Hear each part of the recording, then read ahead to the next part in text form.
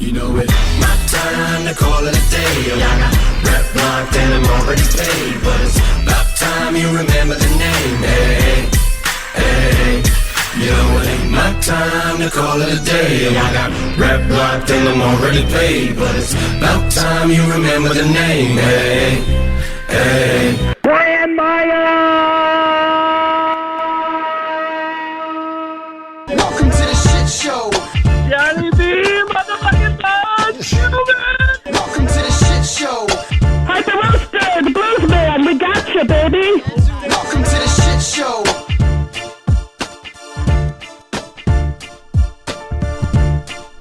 Welcome to it. What up, world? Brand Meyer broadcast system up in here. Yeah. Let's check on Jimmy Mack at his house. Oh, wait, hold on. I'll tell you why I'm laughing in 1 second. Hold on a second. Jimmy Mack, test your microphone, please. Mic test, 1, 2. Mic test, 1, 2. Very professional. Very Thank you. professional. Buzz Gilman, check your mic, please, at your home. I can do that as well. Yeah, and Buzz off the air, though, is a lot more cantankerous. It's like, hey, Buzz, can you test the mic? And Buzz goes like, am I done? Yeah, 5 seconds. I asked him to talk for 5 seconds. Am I done? Yeah. Well, I mean, the alternative is I'm sitting here just babbling away, and you guys are doing something, and nobody's listening to me. Well, because you probably didn't have your mic on or whatever it is. Yeah, I don't. You want to say blame it on him. Go ahead, Buzz. Blame it on JB, because that motherfucker's a bitch. I'm blaming it on the bossa nova. I don't want Billy swearing anymore. I don't like it. Children like little things. They follow Billy. And they hear that, and they get disturbed. Okay, now wait a second. Hold on a minute. Wait, I have to ask again. I don't know why I have to ask this every time. Hold on. Paging upstairs. White courtesy phone, please. White courtesy phone upstairs. Could you please turn the air conditioning on? Oh, my God. Can't you turn your own air conditioning on? And the next thing you're going to want coffee, and then you're going to want sex. All right. Now, the reason I laughed is because there is a gentleman just popped up on my screen, and I've zoomed him. And first of all, I'm very excited that I've actually zoomed this gentleman, Graham Mack in London. Graham, do you actually hear me? Absolutely, Johnny. I hear you loud and clear in London. You're coming through good. I love when you talk. It's awesome. I love to hear you talk. It's like the Queen. Okay, so stand by. Here we go. This is Johnny B. John Stewart, comedian, actor, author, and producer. You know what? You've been doing like I can't help doing it. Every time you see the story on the Queen, John, you do that. Oh, yes, hello. You can't help it, can you? Which is it? You can't help that, can you? No, you can't. And she can't help it either, quite frankly. Oh, the Queen is here. Whenever she hears her name, she says it too. Hello. Hello, John. The Queen is here. Hello, Queen. She's so adorable, though. Yeah, it is. It's funny. And you know what the weird thing is? I'm almost disappointed when they show her, and then she doesn't really speak like that. Nah, she's pretty close. No, it's no more like this. Hello, Mr. President, I'm delighted to be here.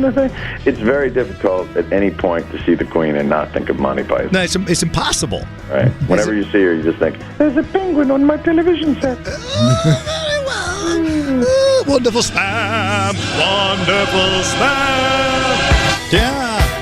Yeah. Okay, so the reason, one, I smiled because I actually hooked up Zoom for this, well, it would be the third time now because I hooked up Buffett. And then I hooked up Graham Mack in London. Graham, you hooked me up. Yeah. You did. Yeah. You hooked me up. And we did it a damn sight more efficiently than you hooking up Jimmy Buffett, too. Oh, shut up. Okay. No, you're right. It's weird. So you can hear, it's like the Wisconsin boy in me comes out when, I don't know, my camera, I can see you, but you don't. I see you, but you don't see me. I don't see you. I see you now. Yeah. There's the Johnny. I got my There's the main man. There it is. Hey, so Graham Mack, London, interviewed me, wanted to interview me, and I don't know why, but I appreciated it. And he's on YouTube with this. The radio version goes out in the UK. But let me explain to you who Graham Mack is. Graham Mack, best radio personality in New York festivals, best talk show host in New York festivals, international breakfast show of the year, Sony Radio Academy Awards. He's the man in London. Graham Mack. It's GrahamMack.com. gmail.com. And if you're looking Graham Mack, tell me where, there's two things I wanted to make sure I didn't screw up where I'm plugging the interview that you did. So go ahead and do that. And then I want to ask you some other things about London I wanted to talk to you about. I didn't get a chance to. Okay. Well, the video of our chat, which goes for nearly an hour, is at YouTube. So if you just search Jonathan Brandmeier, Graham Mack, G-R-A-H-M, and Mack, M-A-C-K, Jonathan Brandmeier and Graham Mack on YouTube. You will find it on YouTube there in all its glory. And it's an interview for a radio station I work for called Podcast Radio in London. Well, we're on the air in London, but we're also on the air in Manchester. We're on the air in Bonnie, Scotland, in Glasgow. Wow. And we're online everywhere else. And you can find us at thepodcastradio.co.uk, thepodcastradio.co.uk. And I do a chart countdown. And you are my special podcast guest next week, next Friday, 5 p.m. And that will also become a podcast as well, which is highlights of our 1 hour chat. Well, so that's what that is. It's weird, Graham. I appreciate it because I would have screwed all of that up. There's no question about it. And I'll tell you this right now. First of all, we talked for an hour. We about did that. It was pretty close. Yeah, it was a very, very enjoyable conversation. And the reason I'm thinking to myself, when I do something, then I'm done with it. And all of a sudden I'm getting, hey, saw your thing with Graham Mack. Hey, saw your thing with Graham. What? It's like, what do you do? Did you just push a button the minute we were finished talking and it just went out?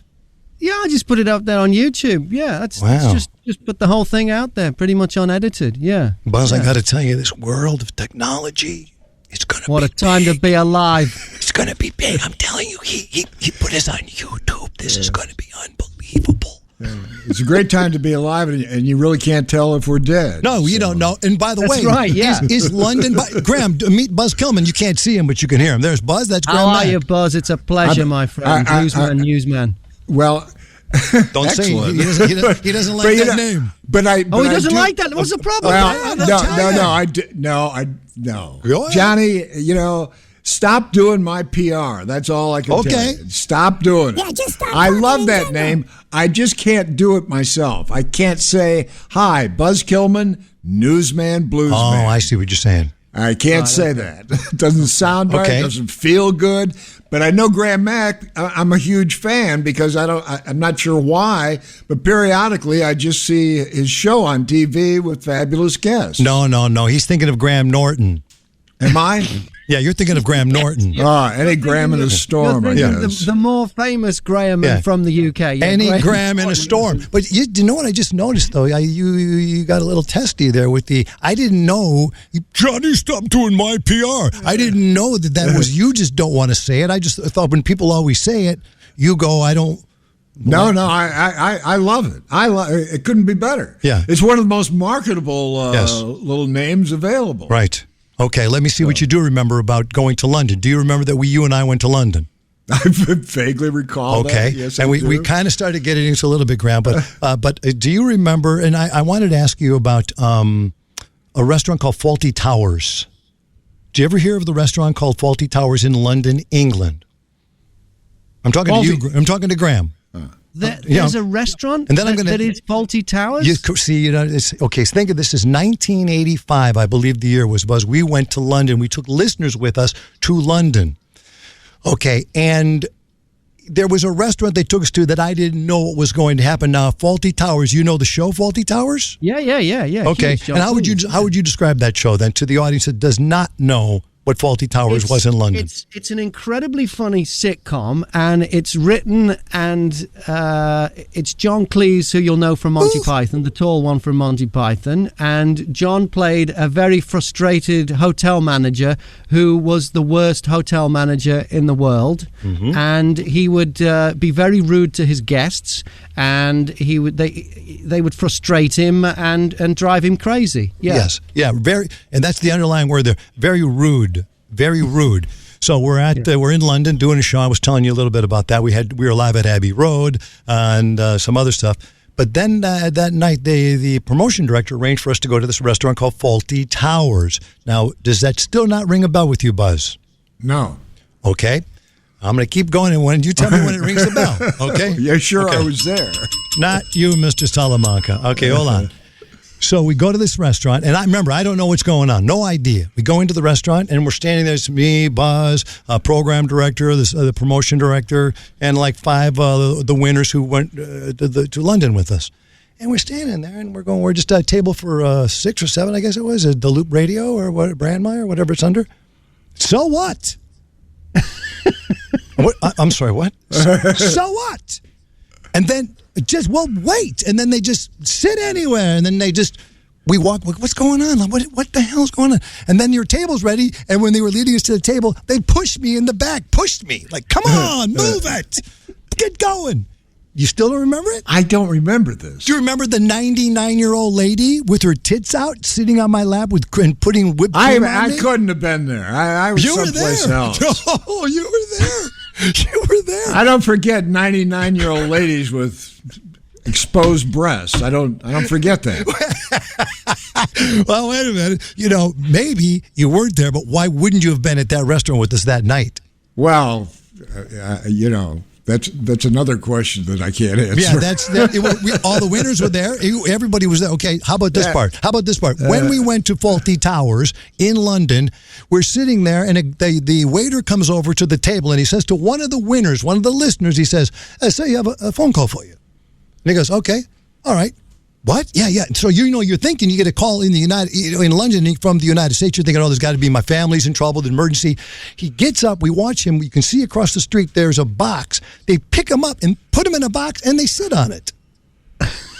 I don't even know why any of that happened, and I didn't dream it. It was called Fawlty Towers, and it was real. You never heard of it. No. Maybe it must be some kind of, a spin-off, obviously, from the TV show, Yeah. but I didn't know you could actually enjoy, if enjoy is the right word, the Fawlty Towers experience. No, it was unbelievable. This old bag on top of me, rub it into my groin, and putting lip. I mean, I hate that stuff. I don't even get a massage. I don't even like people touching me.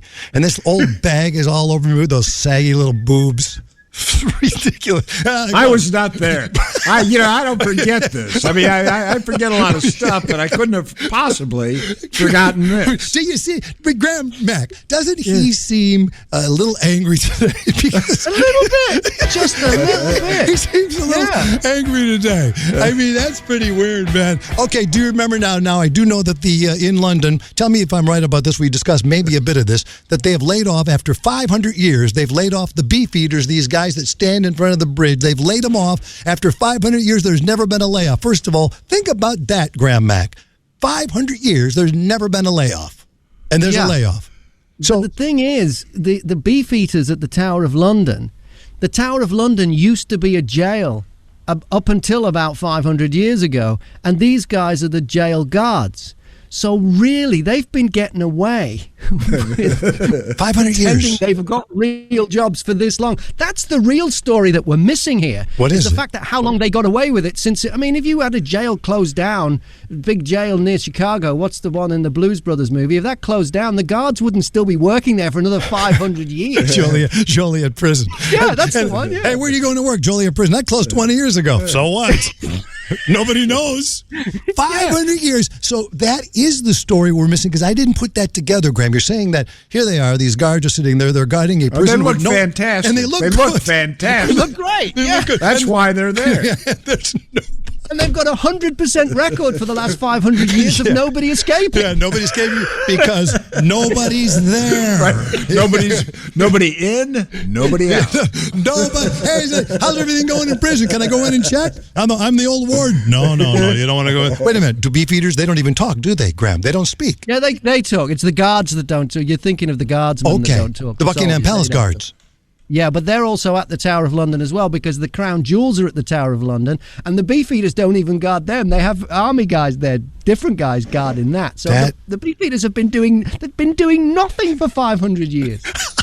If you had said, Graham, if you had said 50 years, 10, 500 years. And nobody noticed it. Honey, why are you back from work early? Yeah, they fired me. Oh, you've been working for 100 years. I don't know. Oh, that is just so weird. But I guess that's what I thought about. Okay, then Buzzle, you'll say you don't remember this. So the guards, Graham Mack, you will tell me they're in London. You will tell me the Buckingham Palace guards are not allowed to smile, or what's their deal again? They just have to concentrate on being the guard. They just have to eyes front, stiff upper lip.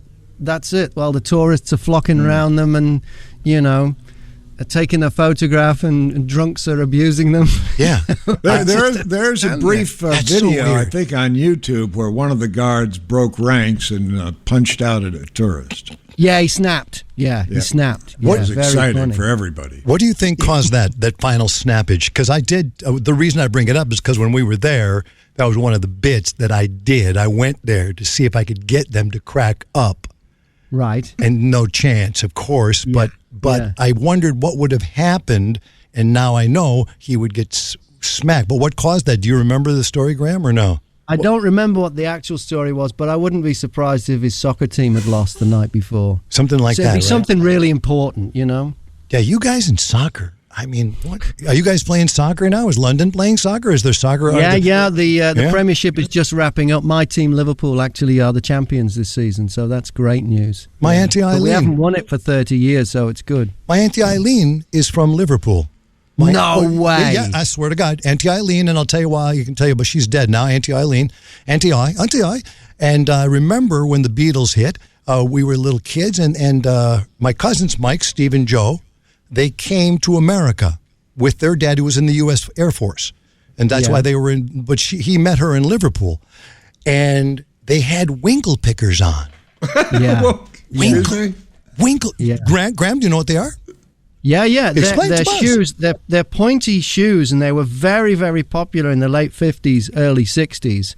And often smart British policemen would walk up to lads who were waiting in queues outside dance halls or gigs, and they'd say to him, do your toes go all the way to the end of those shoes? And the lads would usually go, does your head go all the way to the top of that hat? That'd crack a beef eater up. I'm telling you. They were the pointy because the Beatles had them. Yeah, and the they did. Beatles had Cuban the heels. Yes. Yeah. Well, but they got them from us. They used to, we had those shoes prominently in some circles, and they were referred to as Puerto Rican fence climbers. Wait, boss. What's the name? That's where they come from. No, Puerto Rican fence climbers. Oh, my God. Puerto Rican fence climbers. That's right. That's not offensive at all. No, not at all. Yeah. And winkle pickers hurts no one. Exactly. Winkle pickers, the Beatles are playing, yeah. And they come in and say, oh, my God, Auntie I. It's fun. And, she said, now to this day, I wouldn't be able to dig her up and find out, but she did say that she dated Ringo Starr. That's what she said. Did she really? Yeah, she said she dated Ringo Starr in school, like a kid. So I don't know if that could be true. Richard Starr, do you know Ringo was Starr? she from that area? Was she from the Dingle, which is where Ringo's from, which is an area of Liverpool from where my dad's from? Yeah. No idea, sir. She didn't. Okay. I have no idea. And by the way, when you watch the Graham Mack interview that he did with me, he's interviewing me, and you will hear a lot about radio in the BBC, but I don't know if we got into all of it. I mean, I'm not clear on what the radio situation is in the UK right now, like the BBC or what is radio there? Is it just like here, or is it not like here?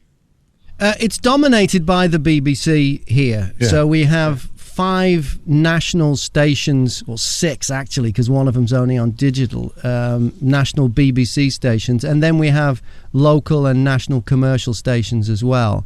So it is very similar, but it's copied from America, but very, very far behind. You see, commercial radio in Great Britain was illegal until 1973. What? It was against the law to be a commercial radio station. That's why we had the pirate ships, like the boat that rocked the movie, the pirate radio movie.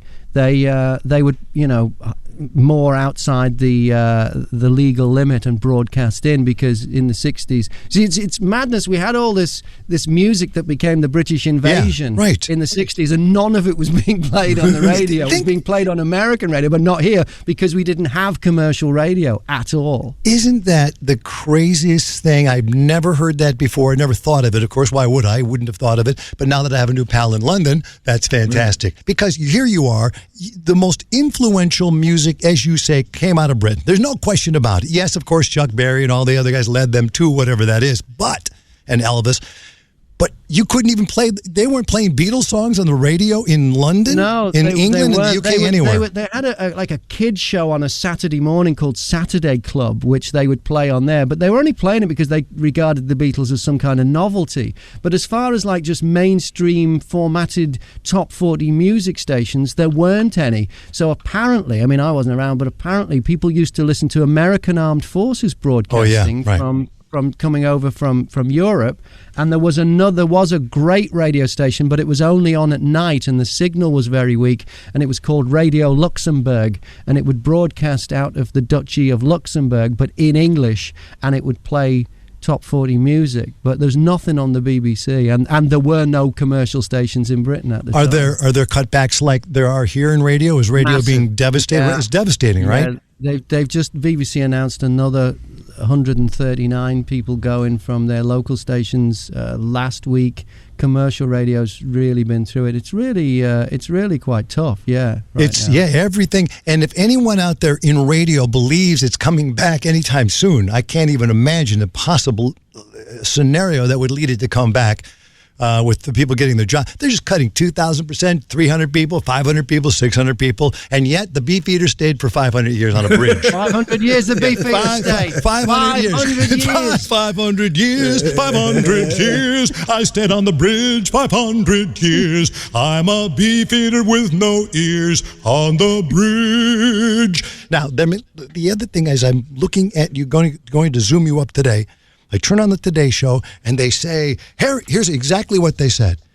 Harry and Meghan, what led to the decision to walk away from the royal family? Jealousy, tension, and feeling sidelined. New book called Finding Freedom, Why Harry and Meghan Walked Away from the Royal Family. Palace Intrigue. I don't even understand any of that. I don't understand. So they can't come back? Why are they? What's the story there? You know, I mean, Harry's gone and married an American, which is quite the last time that happened, a bloke had to abdicate. So I didn't know that was that big. Honestly, I didn't know that was that big of a deal. Oh yeah, when Edward was going to be the king, and he married Mrs. Simpson, but because she was a divorcee and an American, he was told he was either he could take the throne, or if he wanted to be with her, he would abdicate, and so he abdicated. And so Harry marries an American, so we're more enlightened times, but supposedly Harry and Meghan were not welcomed into the old firm, and they didn't like the way they were treated, and so we had this thing, we had Brexit, and then we had Mexit, is when Meghan and Harry decided to shove off, and now they live in Los Angeles under drones flying around trying to get pictures of their baby. With drones. But it's so strange that let's say you're Harry and you're married to Meghan, of course, which, as you said, is a big deal. By the way, you offer me a throne or a wife, I'm taking the throne. Okay. Yeah, listen to that. He's not a romantic. Okay, but Buzz, if you were offered a throne or a wife, I get all the riches I get everything that comes with it, right, Graham? I get everything. I get the throne, I get the riches, I get to go on parades, I get all that. What do I get with? Yeah, you become the head of state. Yeah. Thank you. Goodbye, lady. I can get laid anywhere. It doesn't even matter. I'm the chat line. You want to be a princess? Yeah. Yeah. I'll be the Prince Andrew. I'll bet it's not that easy getting laid on the throne. Okay, wait a second. This is unbelievable. Huffington Post. Prince Andrew let women sit on the Buckingham Palace throne. He's the guy, of course, was the pictures with Jeffrey Epstein, and he made a terrible interview with the BBC. It was a very funny interview. Yeah, right? Yeah. So here's Prince Andrew. I think he's been sent to his room. I don't think he gets to enjoy the privileges anymore. Can I come out? No. Can I come out now? Now stay in there. Now, wait a minute, Buzz. You just said you don't think it'd be easy to get laid being the king or a prince or royalty of any type. Especially the king, because okay, forget the you're king surrounded by, first of all, your family, then all the guards. I mean, it's, it'd be hard to find yourself alone even. Okay, I totally disagree because Prince Andrew, listen to this, he let one woman wave from the balcony. Just a prince. Prince, okay. Just a prince. Hey, Graham, do you believe it would happen? He let one woman wave from the balcony of Buckingham Palace. He does it. A separate source said to be Palace Insider told this Huffington Post, everyone thinks they're the only person to sit on the throne. Prince Andrew does it to everyone. This is my favorite line. He is trying to pull. Right, yeah. Which I love the London lingo. Even today, Boris Johnson said something like the anti-vaccine people. Boris Johnson said, I want everyone to go out there and get a stab. Yeah. A stab is, of course, a shot. Yeah. Right? Yeah.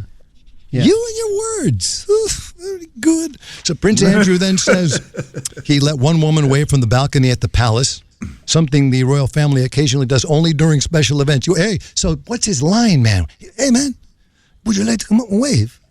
Where? from the balcony. Sure. You want to sit on the throne? Yeah. Okay. It was clear. Want to sit on me? That's his next line. It was clear immediately. This lady says that I was brought to this dinner with him as a sex object. The anonymous source said that this lady who was in the palace there spotted a bowl she liked and asked Prince Andrew, if she could steal it and post it to her mom. She claims that he let her and her mom loved it. A woman Epstein... Jeffrey Epstein, a woman Epstein trafficked as a minor, has accused Andrew of raping her. He repeatedly denied it. With that Jeffrey Epstein bio, that documentary, you see that, Graham? Oh, man, that was something else. The interview? The interview, of course, but I'm talking about Jeffrey Epstein, the documentary on Netflix. Oh, I haven't seen the documentary yet. Oh, man, that's good. Despite his this is Buzz, you're right up his alley here, Buzz. He said, despite his withdrawal from public life, the prince has been seen horseback riding and attending church with the queen. That's right. That's what he's got to do. You're going to church for the next 500 years. Can I come out? Doing that. Can I get out now? You're going to church, Andrew. Get out of there. Oh my God! Can I steal? I mean, you know what the thing about it is, and why are we so intrigued? Why do you think the U.S. is so intrigued by all of this? Because I don't get any of it. But to ask the question was if Harry and Meghan wanted to return and said, hey, Mom, Grandma, Queen, we're sorry, made a mistake. Yeah, I think she'd let them. I don't know. I can't speak for the Queen, obviously, but I think it was their decision because they just didn't want to be around these stuffy people where, you live in their house and there's, they wanted to do their own thing. Like when you get married, you want to go off and do your own thing. You don't want to live with your parents. Yeah. I think you made a good point. If you look at it that way, I'm looking at the riches and the money and the way I can get laid. Your grandparents. If I had to live when I got married with Angelo and Millie, I would have hung myself. Yeah. I would have hung myself. There's no question, Graham. There's no question about that.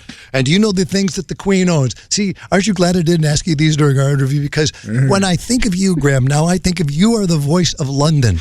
You are a man across the pond. We reach to when we need to know. And you know what? We're one world. Write it down. We're one world. One world. We're one world. Yes, John. we're all in it together. Some are worse off than the others, but I think this is kind of bringing us together. Some are making out like bandits, and others aren't. Ooh, I just had another vaccine idea. All right, tell me. I'm going to read some things. Surprising things. The Queen Elizabeth II owns. 94-year-old Queen Elizabeth. Okay. Yeah. Here's what she. Remember. Here's the title. What she owns. All the swans on the River Thames. All of the swans in the UK she owns. Every single white swan in the UK is owned by the Queen. It is illegal to hunt them. It is illegal to do anything to them. She owns every single swan in the whole country. That is fantastic. You read something like that, it just makes my day. The Queen. Okay, here's what we'll do, Graham. I'll say the sentence, don't talk yet, and I'll ask Buzz if it's true or false. All the swans on the River Thames. She owns all the swans in the UK. Each year, the swans are counted during a 5-day event known as Swan Upping. Okay, that's pretty crazy. All the things that Queen Elizabeth owns.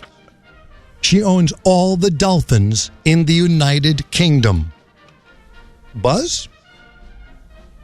I can't believe that's true because how do they keep all the dolphins never come out of the water? So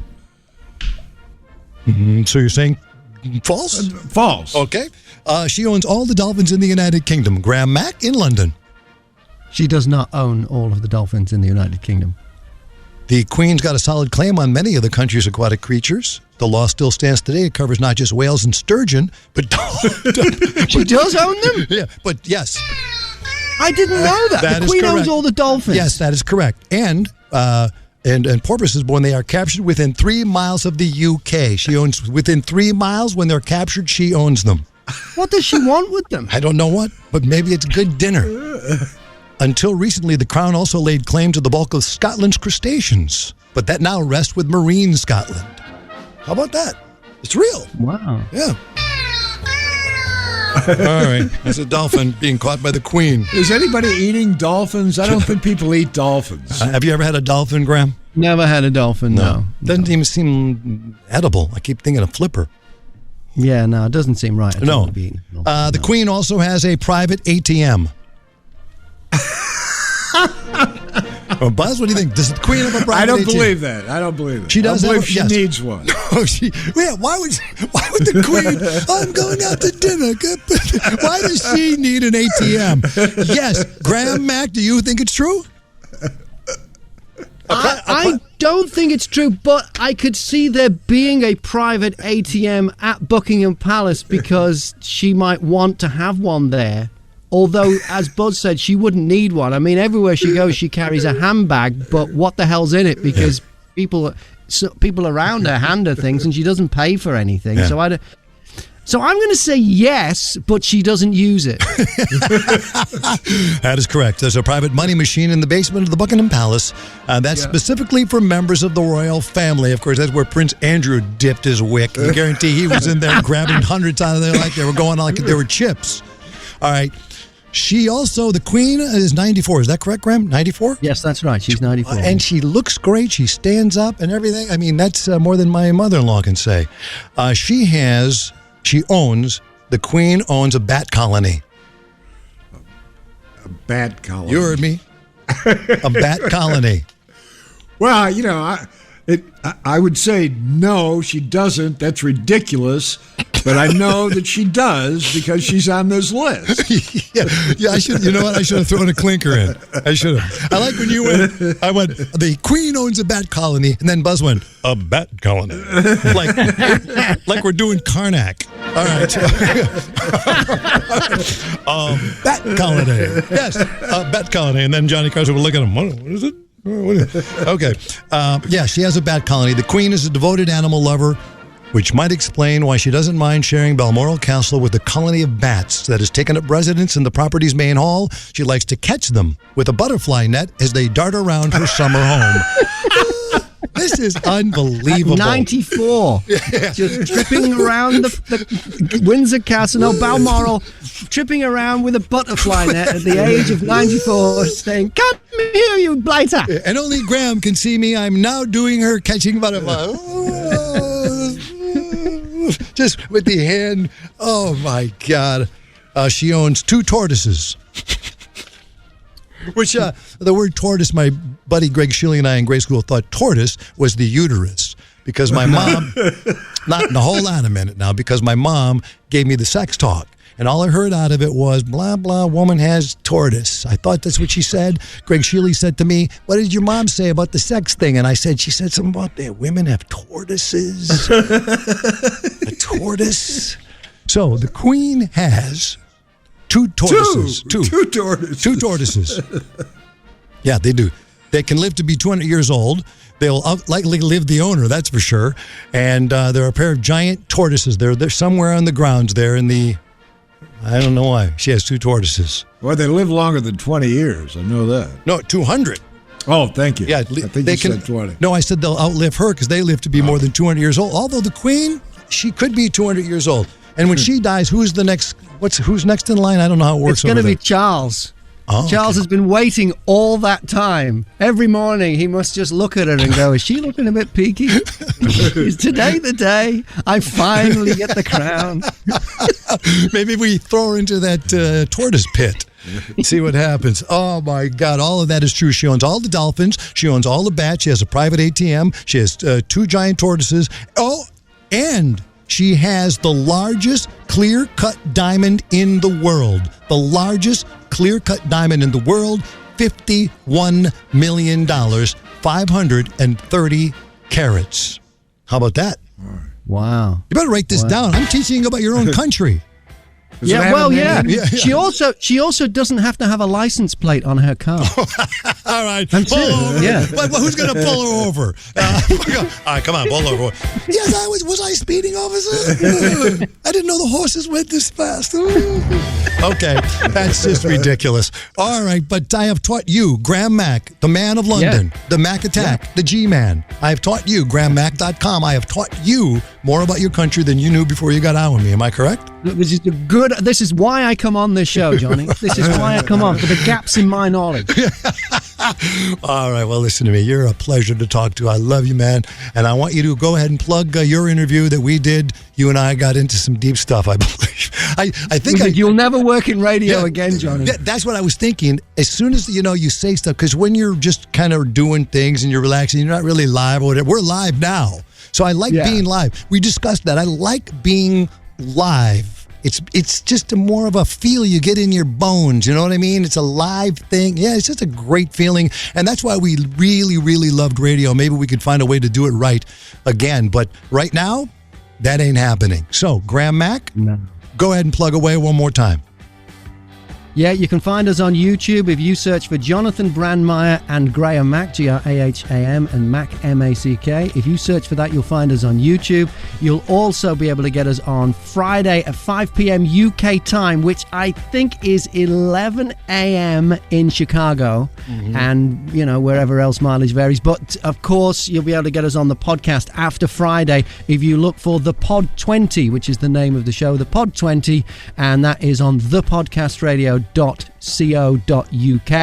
and you'll find it all there. And if you're looking for anything else, there's all links in it at my website at GrahamMack.com. GrahamMack.com. Yeah, check it out. Like I said, everybody was sending me this, hey man, this Graham Mack. They were telling me in a way like I didn't know it.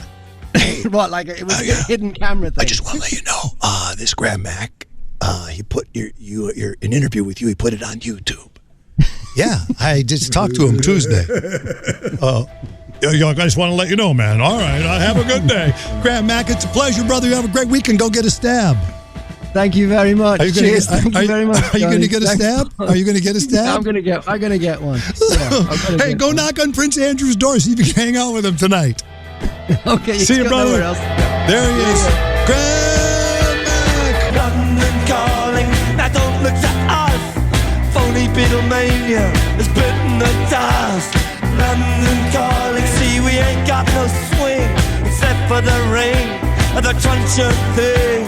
The ice is coming, the sun's zooming in. Meltdown expected, the wheat is going thin. Engines stop running, but I have no fear, 'cause London is drowning. I live by the river. London calling in at it. He's a delightful dude. I like that guy.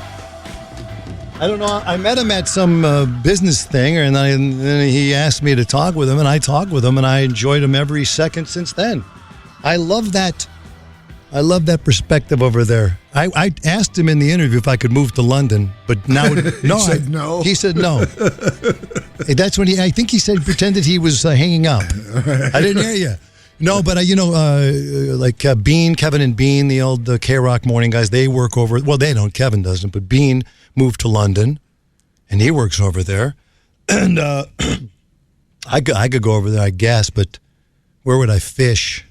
In the Thames. She owns all the fish. She owns the dolphins. Yeah, probably owns the fish too. Yeah, all the fish. So I don't think so. We are live if you don't believe it. Call Johnny B. 833-5JB-SHOW. 833-552-7469.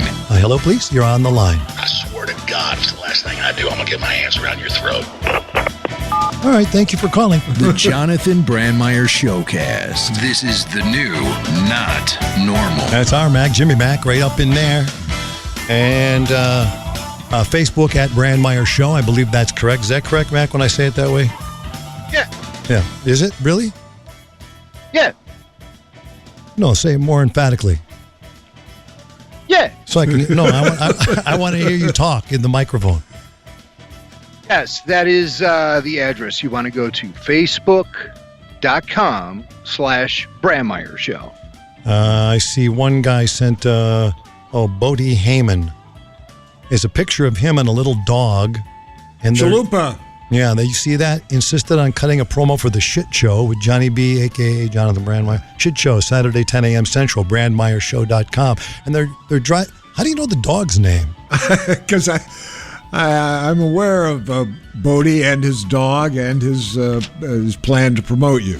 Oh, and it's pretty funny looking, man. That dog, they're riding a bike or whatever that is, and the dog has got it in his mouth. Right. When it first started, he started marketing the dog about, I don't know, a week or two ago. And I kept seeing the dog every day. There was a new picture of the dog on the bike in the basket. And I said, the dog looks very brave up there. I wonder, what are you doing to him? And he gave me, we're just riding around having fun. But he's marketing that dog to become a spokesperson, a spokes-dog person. For the show? No, in general. He's thinking bigger than the show. That's not too hard to do. This show is just a stepping stone to nothing in that dog's career.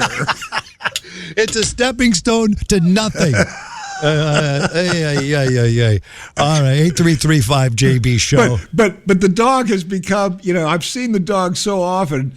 He's become absolutely endearing, and so I wind up loving the dog, despite the overt, effort to make him a spokesperson. Yeah, and ultimately make some money, I would imagine. How is he? Okay, I see what you're saying. So the dog, will become a moneymaker for this Bodie Heyman guy. Right. And he'll buy. How many companies need a little dog, a chihuahua, to speak for them? Huh? How many dogs? I got to write something down. Hold on one second. Mac. I recorded Mac. Recorded. You know what? How do I get, if I want now, because I'm really having fun with this Zoom thing.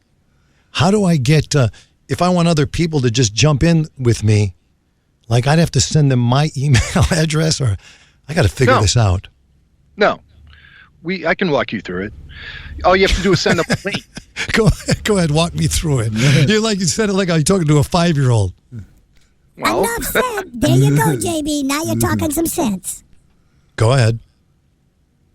Well, all you have to do is send a meeting link to whoever you want to join your meeting. Yeah, I know that part, but how can I send? That means I would have to get if I wanted 10 listeners to join me right now, I would have to get all of their email addresses sent to me. No, or write all their email addresses down. I can't do that alone in here. No, we could do it through Facebook. No, I want to do it on Zoom. I'll tell you why. Because Zoom is awesome. When you talk, the camera goes on me. When he talks, it goes on Graham or whoever, Jimmy Buffett, whoever. And people, wait, before I forget this, Mac. We reached out one more time, and do not want to bug Jimmy Buffett on this, but we did a Zoom recording. It was on his end, and they said he doesn't have it. That is so. It's like, if I could just have one thing. It was so cool when he's looking for the pick and dropping the pick, grabbing his guitar, and he's sitting there. So to anyone who asks again an email, and brandmeiershow@gmail.com, we don't have it. I mean, does it not exist? See, that's the thing. I think the publicist won't is saying, release it. Yeah, right. And Mac, you sent me a note. You said, we have Jimmy's numbers. I have a cell. There's no way. I'm just not asking for it. I'm not going to do it. No. I do think that is really, though, that if I had to really be self-aware about my problem, I'm a pussy. I am. I am. Graham Mack, when he saw me, He just came right up to me in a Chicago hotel, and he just pulled out his podcast tape recorder and he said, "Can we have a conversation?" And I said, "Who are you?" And he said, Graham Mack, London podcast. I do a radio show on BBC, breakfast show over there. Sure, let's talk. He just came right up. I would never do it. That's how that interview happened? That's how he interviewed me once, I'm going to say 3 years ago. And then I saw in the trades that Graham Mack was let go from the BBC or one of his radio stations in London. And I just dropped him a quick note. I said, "Hey, you're one of the good ones, man.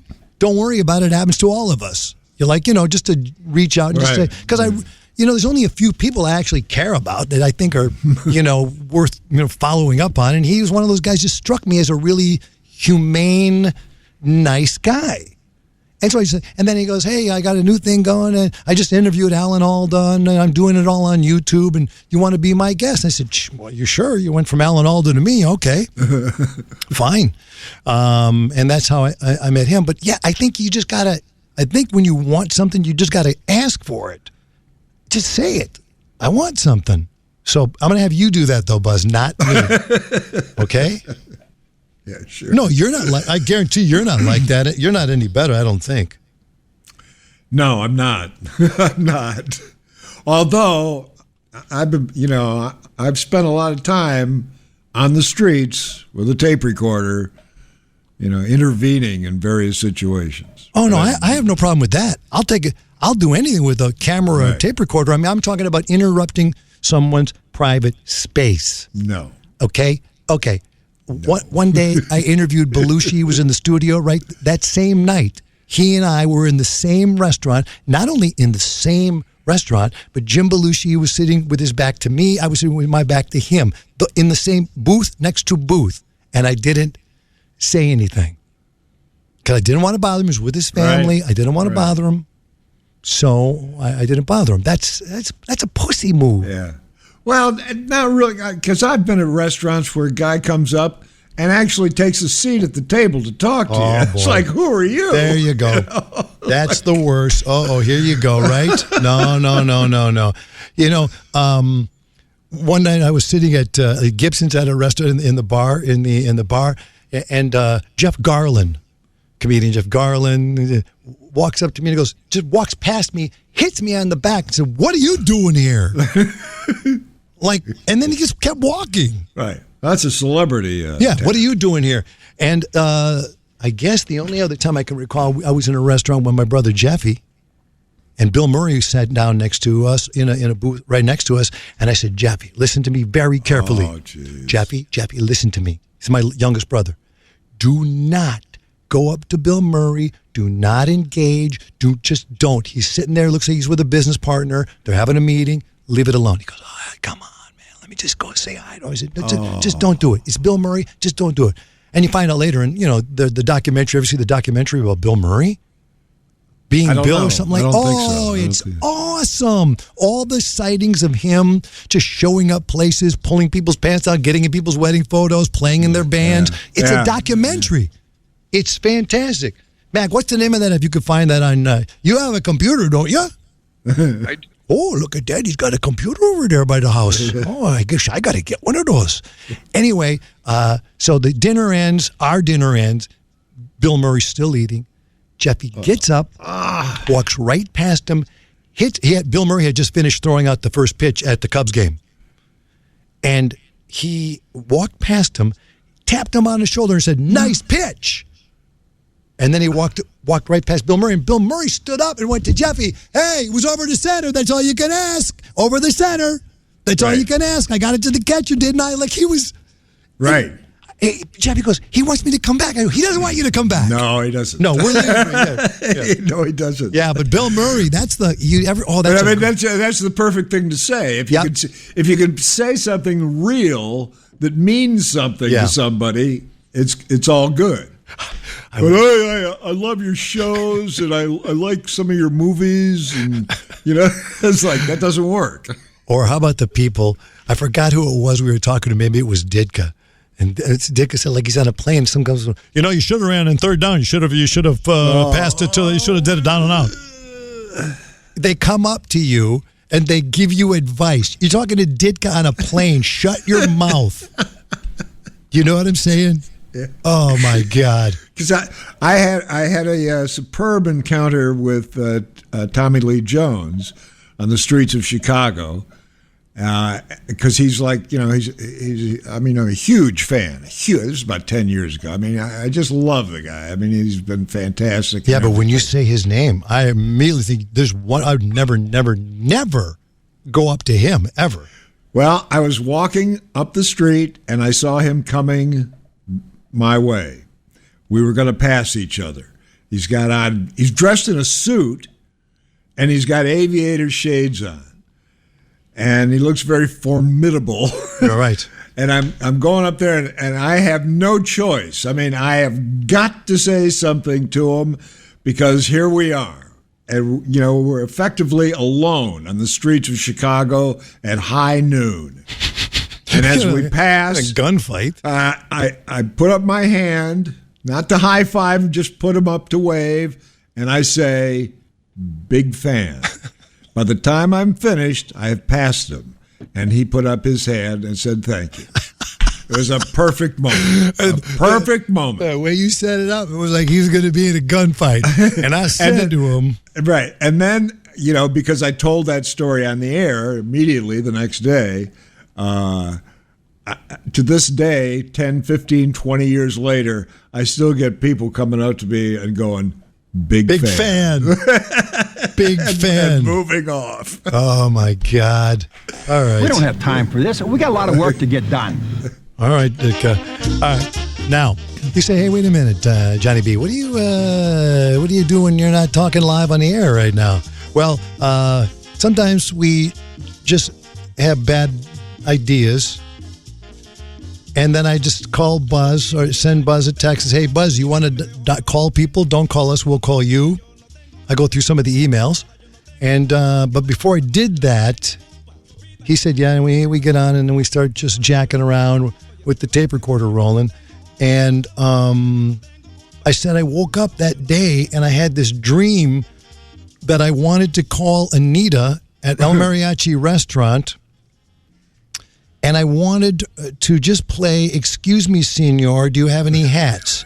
To see how long she would stay on the line. Here's me and Buzz making the bet on, I believe it was Thursday morning. They might be opening for the troops that are on the way, though, just maybe to feed them some substance. Feed the feds. It's a feed the feds special. Okay, yeah, we were saying that her restaurant was closed. We were ringing and ringing and ringing. It wasn't open. They might be opening for the troops that are on the way, though, just maybe to feed them some substance. Feed the feds. It's a feed the feds special going on at El Mariachi. The feds are coming. Let's get them some brunch. Oh, too bad. Okay, so I'm going to make a note of that. I'm going to do that the first thing because for some reason, and I know it sounds sophomoric, I can't stop thinking about just how long will she stay on the phone answering. Not long. Excuse me, senor, do you have any hats? How long? Not long. Right? No. Excuse me, senor, do you have Wait, any hats? do you want to bet on it? Do you want to make a bet right now? I'll take a guess. I say in 45 seconds, she will not hang up. Oh, well, you got to bet. Okay. I say she's gone in 30. All right, so the bet is on. Let's see what she does when we actually dial her live. There it is. So I did notice that we did not bet anything. Do you want to bet anything? Or sure. Yeah. What do you got in mind? I haven't got much money, but you said 30, and I said 45 seconds. Right. So if it goes below either one of those, nobody wins. Is that how it works? No. How does it work? Well, if it goes longer than 30, you win. If it goes less than 30, I win. Oh, all right. Thank you. I got to bet you more often. Yeah, no wonder I lose in Vegas. Oh, boy. Oh, my God. Wait a minute. How's that work again? If I get 21 and you get 21, do I lose? Yes, you lose. That's exactly right. I'm the guy. I'm the guy that they're betting for. I'm the guy they're waiting and hoping comes in the room in Las Vegas. Hold on a minute now. If you deal me, if I put all my money on number 29, black, and it wins, and it hits that number, do I then win? No. No, you have to divide it up Yeah. with your friends. Yeah, whoever at the you table. Yeah, I'm the guy that walks up to Chevy Chase when Chevy Chase walks up to the table in Vegas Vacation. Here's an idea. Why don't you give me half the money you were going to bet?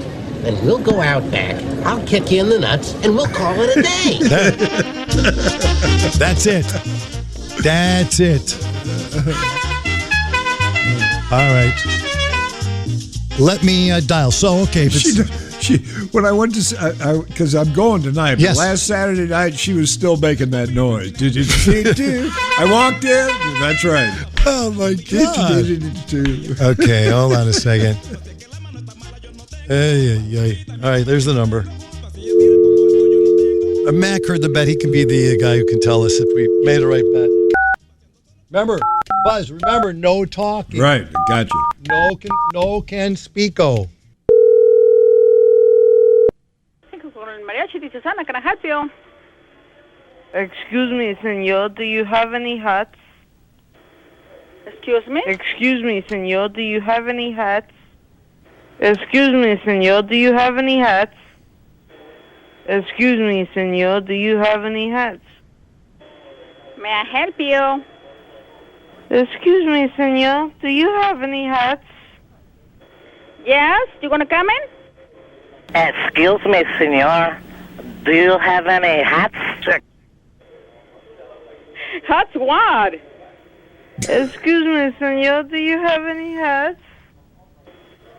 Excuse me, senor, do you have any hats? You wanna come in? Excuse me, senor, do you have any hats? Oh, she hung up. What was the time? 50 seconds. 50 seconds. Ba-ba-ba. Ba-ba-ba-ba-ba. I win. Yeah. But we didn't make a bet. Nope. And I was going to go. I only had one more version of Excuse Me, Senor, Do I Have Any Hats? The listeners called in, and I think she would have lost it at this version. Excuse me, senor. Do you have any hats? Excuse me, senor. Do you have any hats? Excuse me, sir. Do you have any hats? Excuse me, senor. Do you have any hats, you dog turd eating bastard? Excuse me, senor. Do you have any hats, I say? Excuse me, senor. Do you have any hats? Click. Excuse me, Yeah. sir. Do you have any hats? Excuse me, senor. Do you have any hats? Yeah. Excuse me, senor. Do you have any hats? Excuse me, senor. Do you have any hats? Yeah. She would have hung up by Fantastic reads. Yeah, it's amazing. Amazing reads. Okay, we're calling a lady named Anita, Buzz's friend. Is a restaurant he goes to. Matter of fact, the only one he goes to. A Mexican restaurant, El Mariachi, located in Chicago. Thank you for calling. This is El Mariachi. Can I help you? Hey, Anita, this is Senor. Your friend Buzz is on the line. Hi, Anita. Oh my God! You give me hat? You give me yes? Don't play with it. Oh my God! Do you have any How hats? are oh my God! Hey, Anita, you know what? Yes. Some people wanted to talk to you. They wanted to talk to you. You have a second to talk to them? See. Okay, hold on a second. Go ahead. You're talking to Anita. She is the waitress at El Mariachi. Excuse me, senor. Do you have any hats? Excuse me, senor. Do you have any hats? What do you mean, these hats? No, Excuse me, sir. Dude, that was us who called earlier. We had a little bet that you would hang up on those people, but you know what? You're so nice. You didn't. Hey, don't play. I'm working. Come on. Yeah, I know, and you didn't hang up. You're so nice. You didn't even hang up. So, Senor, are you coming in tonight to eat dinner with Miss? You want to come in? Oh, you want to come in today? Well, so I reserved your table today. Okay. I will. All right. I get the big table if it's empty. That's Huge, the biggest table in the thing with just me sitting at it. That seems odd, but isn't it weird that is it been crowded? Because I know a lot of people are closing down in Chicago. A lot of people are closing their restaurants. Oh my God, it's true. So we're gonna scare because we didn't get it like money. Oh my God. Right, I know. But my mariachi is coming. Oh, Buzz, mariachis are coming tonight. The mariachis? Yeah. Are they coming the tonight? mariachis is gonna stay open because we're gonna sell it like food. They said it's only for bars. So for bars that are be closed.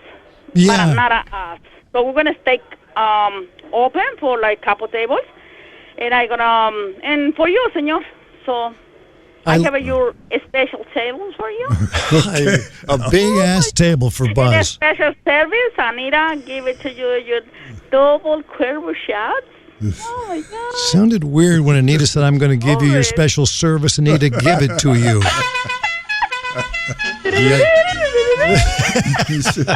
There she goes. All right, Anita. So there's no mariachis coming. That's the good news. If I were going there. No mariachis tonight, but I'm staying here. All right, Anita. Nice talking to you. You're very kind. You don't even hang up when people call and say, "Excuse me, senor, do you have any hats?" You're delightful, and I'm sure Buzz looks forward to seeing you tonight. Sounds good. Thank you very much. Thank you. And I'm gonna wave to you, okay, senor? Yeah. Okay. He's gonna wave to you. Okay. Double special shots. Just what I need. Goodbye. Just what I need. Double the way she says it. So you sit at a table, a big table, all by yourself. Well, she shows up with a couple of double shots of tequila, and the next thing you know, you're what? Well, next thing you know, I'm driving home. Okay. That's exciting. All right. Let's play Eduardo's song here. Anita, the boss of the mole sauce. I think it's number one with a bullet. Here we go.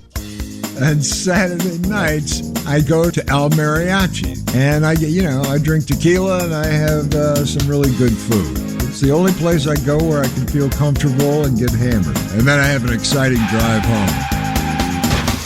Buzz is the guy who prefers that tequila high, because vodka is the drink that tore his family apart. Vodka ripped my family apart. So each and every Saturday night at that cantina that's out of sight, there's Senorita Anita, the boss of the mole sauce. Mole sauce. Whoa, Anita. She serves Buzz the tequila. 2 doubles is just what he needs. 2 doubles. Once a week on a Saturday night. Whoa, Anita. The waitress who couldn't be sweeter. You really should try to meet her. She's the boss of the mole sauce. I put it on anything I can. Hello. Can I help you? How you doing today? It's Anita. Who are you? It's the senor. Oh my God, Don. It's Don. That's correct. Don Kilman. Senor Kilman. I'll see you tonight. Oh, she's higher than a kite. You see, this goes on when I go there for dinner. This is the most excitable woman I've ever spoken to. I mean, she's a one-woman party. And try my mole. Okay, we will. All right. Is that a code for something? Whoa, Anita. She serves Buzz the tequila. Cuervo. But she'll never pour Buzzy no vodka, 'cause it ripped his family apart. Vodka's the alcohol that ripped my family apart. I don't give a shit. Yes, coming in. Adios. The Jonathan Brandmeier Showcast. This is the new Not Normal. Love that. I don't give a shit. Well, I didn't hear it. I mean, when we talked to her, I never heard that. I only heard it in the recording. That's fantastic. I'm supposed to talk to a guy today that's, I'm really totally into this guy. He's called the Bear Whisperer. And if you've never seen this guy, he talks to bears and he tries to calm them down when there's trouble in a town. In this town in particular, it's Mammoth Lakes, California. And, but they just say, you're calling them, and I call, call and they say he's kind of cantankerous. So if you just Google Bear Whisperer and Steve Searles, he has a show. It's an old show, but now they're updating it.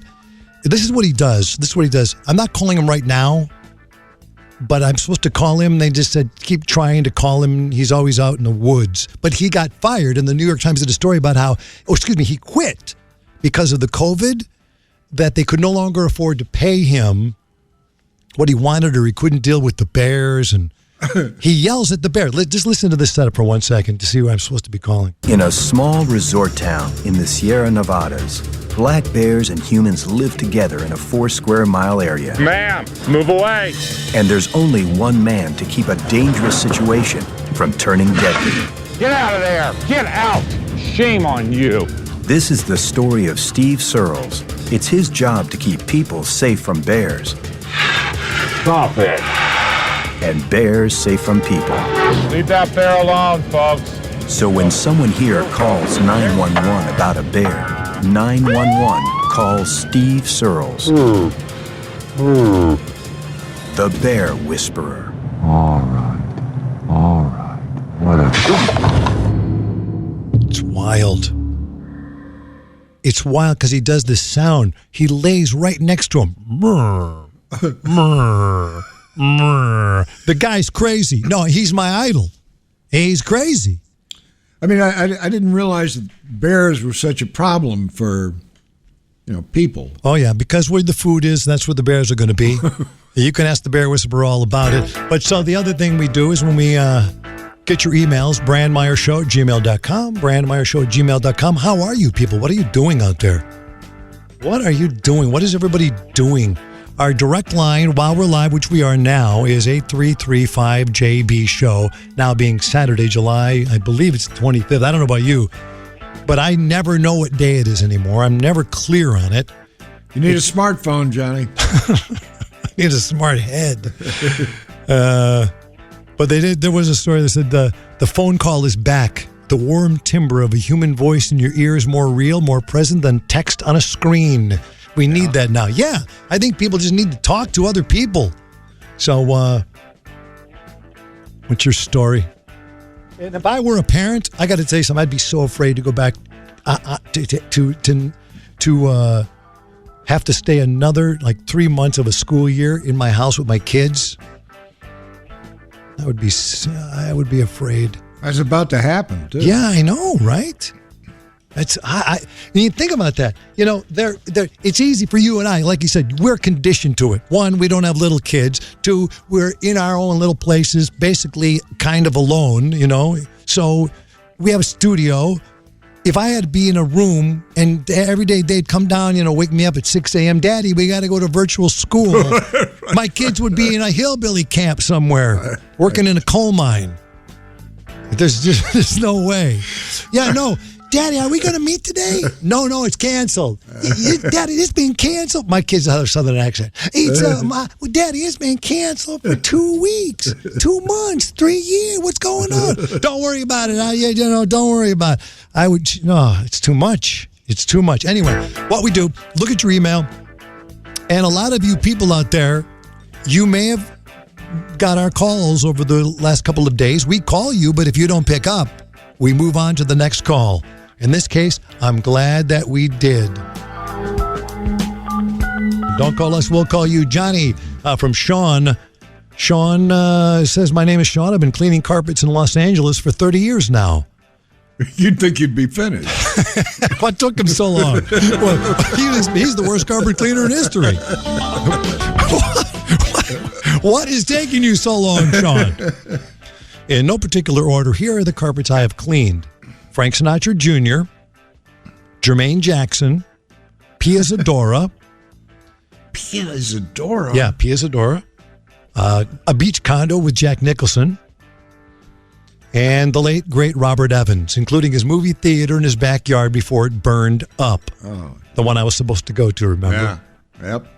If you have any, if you'd like to hear some of these fun stories about me carpet cleaning, call me at 818. So hold on, just a second. Hold on.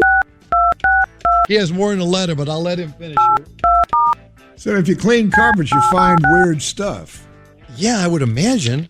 I think including drugs, a lot of drugs. Who knows carpets. what? Where would you find the dirtiest carpet? At Nicholson's house. No, Frank Sinatra Jr. Swing, baby. This is so funny, man.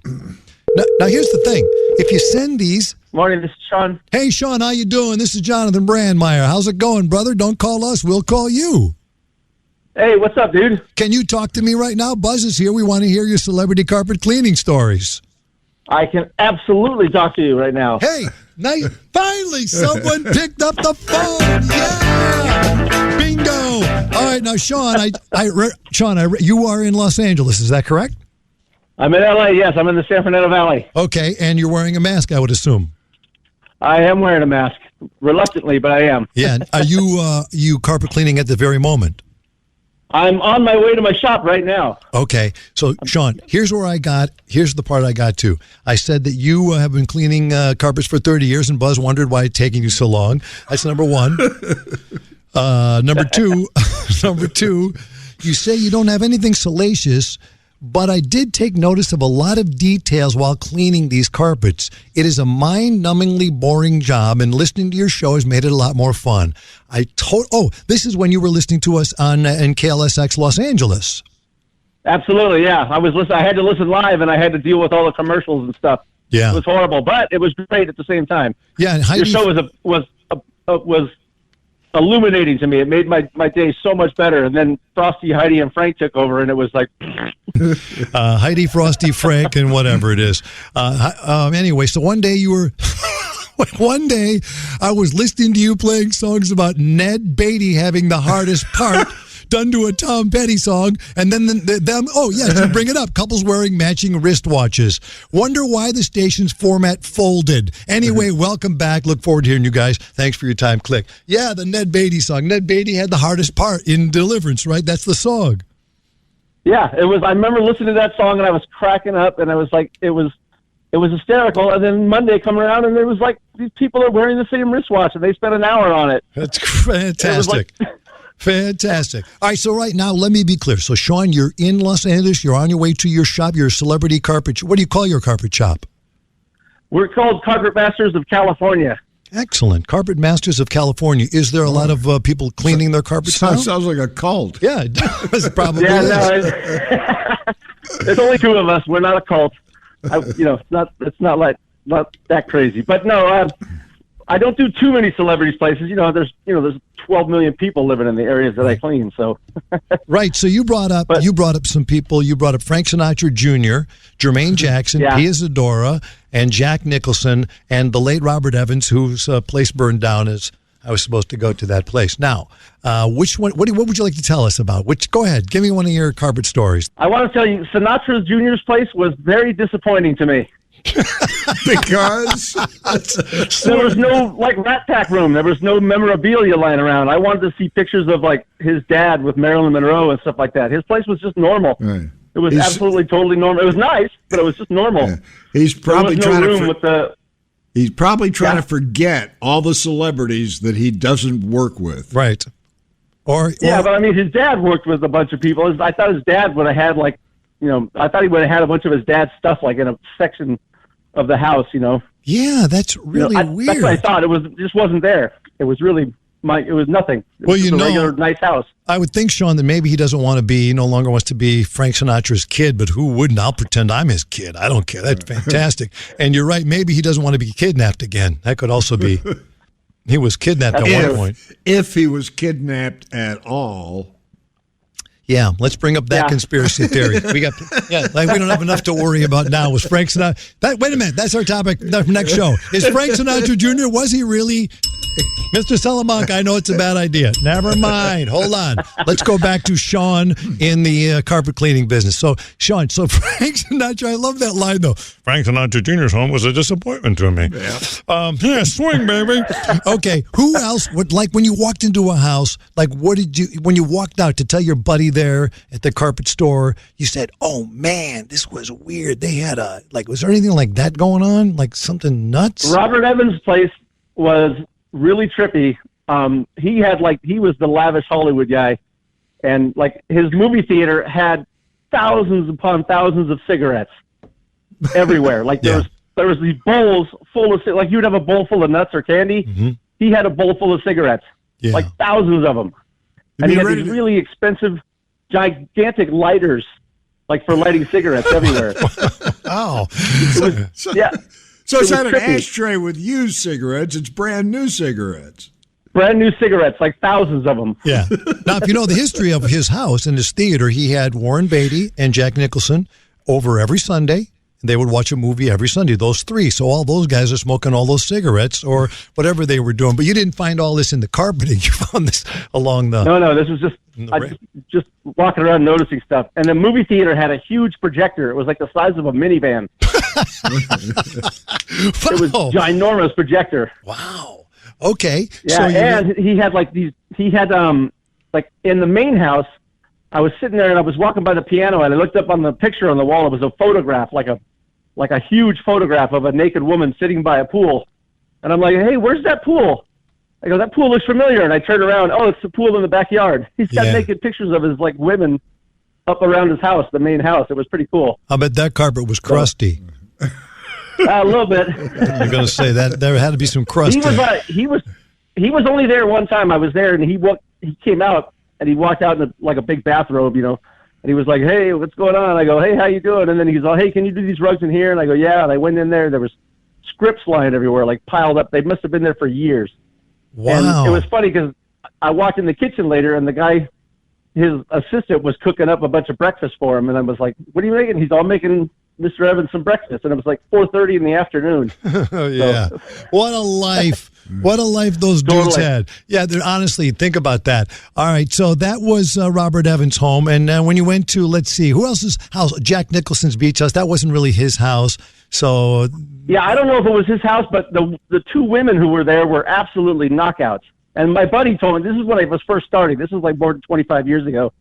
The guy goes, I think this is Jack Nicholson's like second beach house or something. And we went in there, and the place was like whatever. But there was two like smoking hot women there. They were just like hanging out there. And I was like, I could see it. Yeah. I don't know if it's true.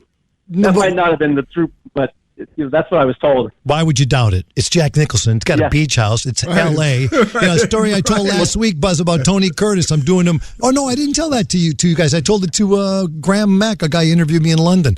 The guy, I was standing on the corner with Tony Curtis. We were doing that movie Thanksgiving Day, and we went out to take a break. It was just me and Tony Curtis standing there on a sidewalk, Yeah.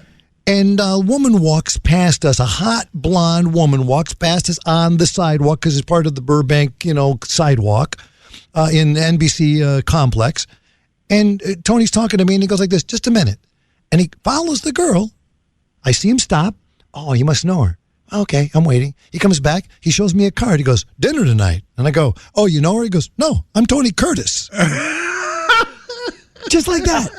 Just like that. I'm Tony Curtis. He said it so matter-of-factly, like, no, I don't know. I'm Tony Curtis. Sean, you sent us the note. You're the carpet cleaner. We called you. Don't call us. We'll call you. And you basically said, if you said, hey, I cleaned Jack Nicholson's house, you could get laid. Yeah, I don't think that works for me, but it could work for some people. I don't look like... I'm not the type that can get laid by saying stuff like that. I bet you could. Try it. When you go into a bar or wherever you end up in Los Angeles, go in there and say, I was just at, don't say you were at Frank Sinatra Jr.'s house. But you still do the carpet cleaning. You like doing it there in L.A. And the name of your service again. Well, I'm the owner of the business, so it's like, we don't have any employees. It's just me and my partner, and we go out and do these jobs. What's the name of it again, Sean? Carpet Masters of California. Carpet Masters. It's not a cult. We established that. Carpet Masters. What is it called? I'd like to join. I got to tell you. Carpet Masters of California. I would love to meet you someday, but is there anything else you want to say to us before you go? Because you said you have some stories, and I've enjoyed my conversation with you. But do you have anything else that sticks? I did Robert Blake's place a few times. Oh, I like Robert Blake. I've always liked him. Oh, he was really cool. He paid me in change. What do you mean he paid you in change? He gave me a can full of change. There was like $470 in there. No kidding? Yeah, it weighed like 60 pounds. Was that before or after the murder charges? After, like way after. Like I've been to his place a bunch of times. He lives in an apartment over in Sherman Oaks. Right. Yeah. And he was cut. He was like 90 years old and he's all cut. He was totally yoked. Yoked. He was totally yoked. I like that. No, I remember everybody would say Robert Blake's so crazy, but I had one of the greatest conversations with him. I remember he was talking to Barbara Walters about something. Robert, I was like, are you innocent? Of course I'm innocent. Of course I'm innocent. Did you kill your wife? Of course not. Okay. What if you were found guilty? What do I care? How do you kill a dead man? You couldn't find 12 people at 20,000 feet in Tibet that wouldn't say, is that guy still alive? I thought we killed him already. Well, hang him and get it over with. You really think that everybody thinks you're guilty? Where have you been for 2 years? You think everybody thinks you're guilty? Where have you been for 2 years? Okay. So you think that you're going to be found guilty? No. I'm not going to be found guilty. Why? It's real simple. Because God has never, ever deserted me. There you go.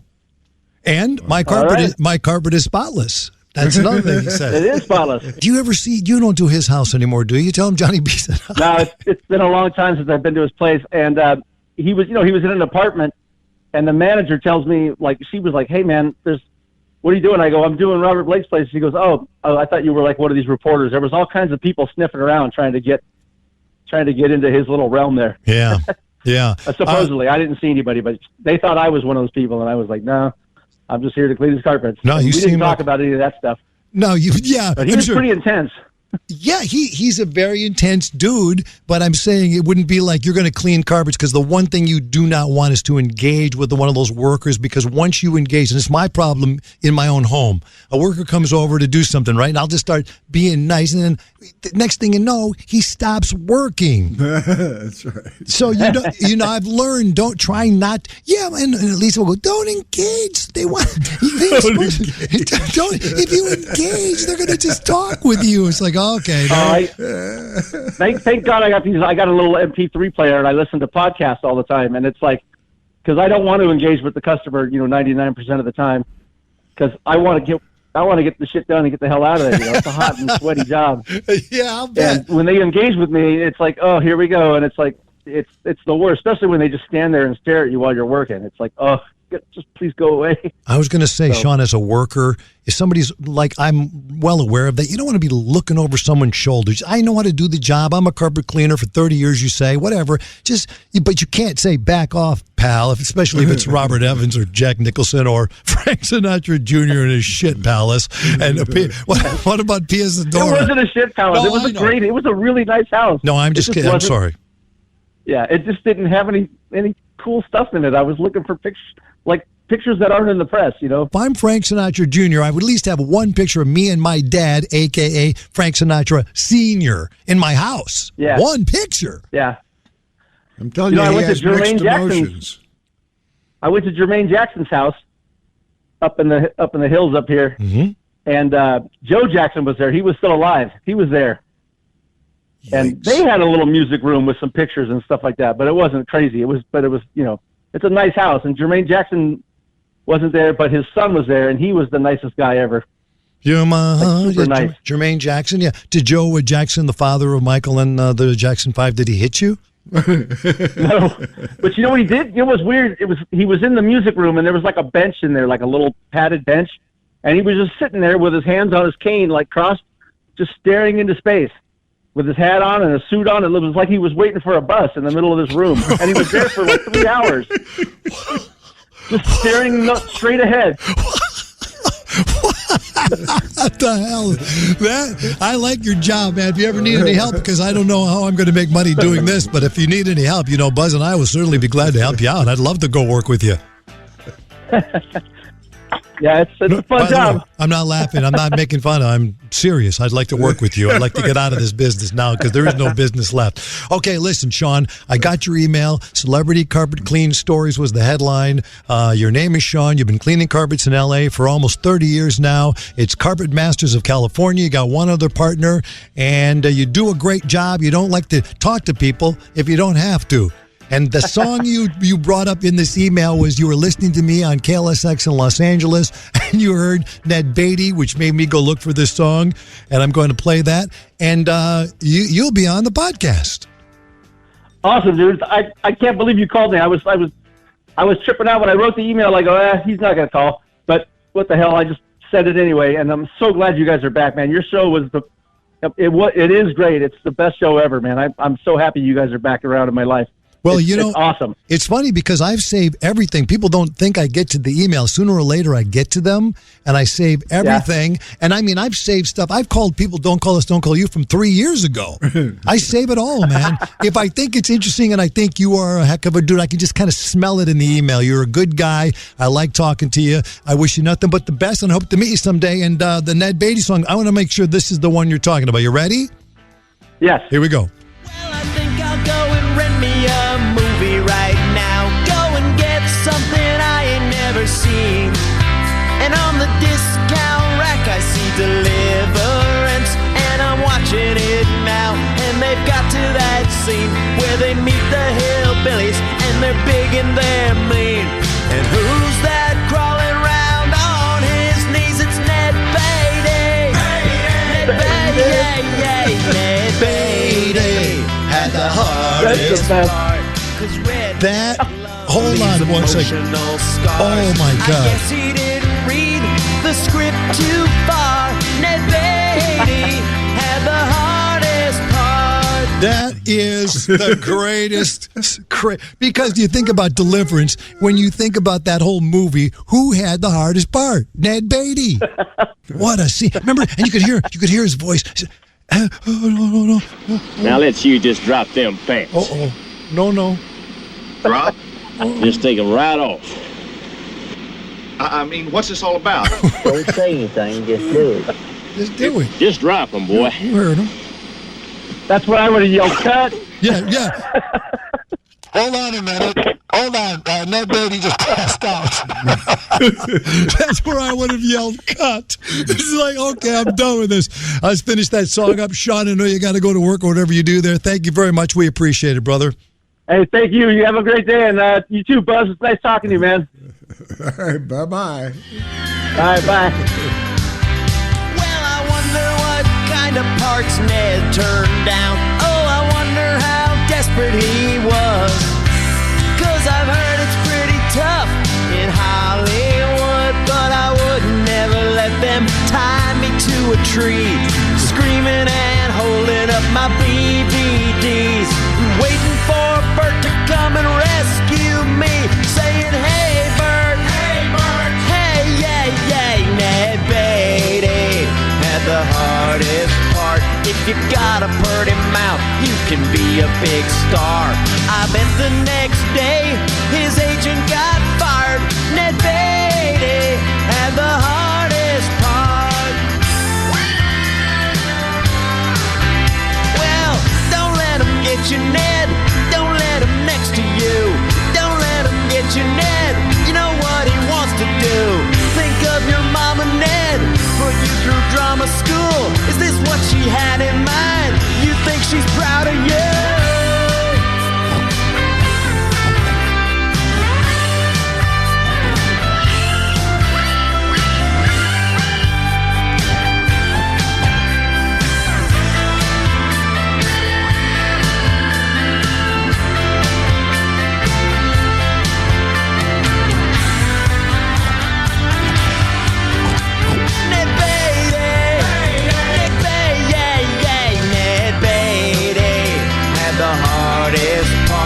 He's taking method acting just a bit too far. 'Cause this ain't exactly Shakespeare in the Park. Ned Beatty had the hardest part. Ned Beatty had the hardest part.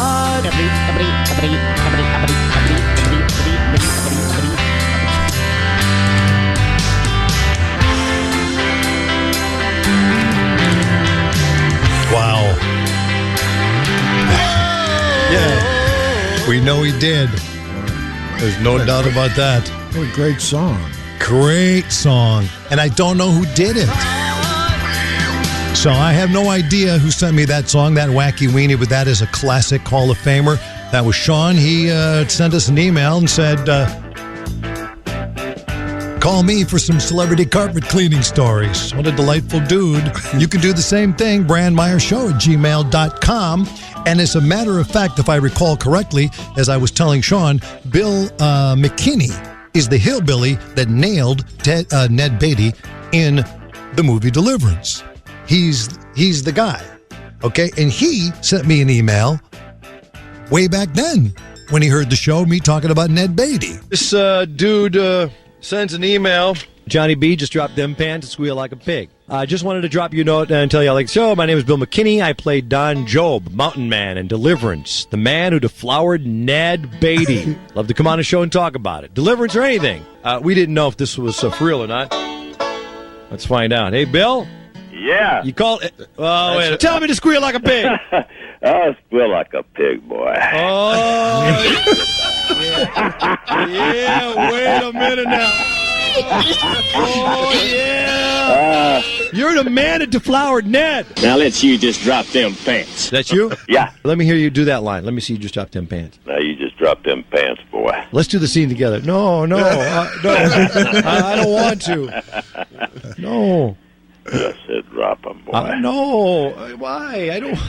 What? You get me mad, boy. I don't want. No. Get down on your knees, boy. Oh, no, why? Bird? Yeah, just because you got a pretty mouth, that's why.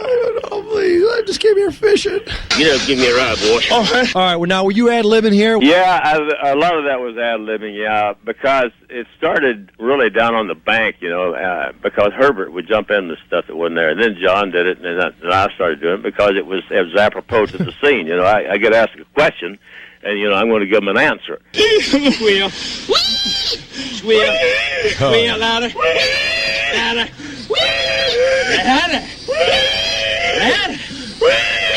Now, you know the urban myth about this, or the stories that were heard, that Ned Beatty was so distraught over this because the actor who was playing, you know, really went too far. Are you? No. You're talking about. This listener said he'd heard that so to speak, if you know what I mean. This is strictly a set-up job, you know. Glad to hear that. Doggy. Damn fine acting by you, Billy McKinney and Ned Beatty. You do what it takes to make the money when you get the job done. I mean, you're a professional, and they ask you to do something, and in this case, I love the director and I love the cast so much. It was a great part. There he is. He had a great part, but Ned Beatty had the hardest part. Had the hardest part, 'cause redneck love leaves emotional scars. Yeah. I guess he didn't read the script too far. Ned Beatty had the hardest part. I think, so you had Burt Reynolds, you had John Voight, you had Bill McKinney right there, but once again, Ned Beatty had the hardest part. And he did. No, yikes. Emotional distress. Bill McKinney, save that. Come and rescue me. Save that. This song is addicting. Hey, yeah, Ned Beatty had the BrandMeyersShow@gmail.com. Don't call us. We'll call you. You never know who we're going to get. We love it. Tell us who you want us to call. Or we'll just bother you. BrandMeyersShow@gmail.com.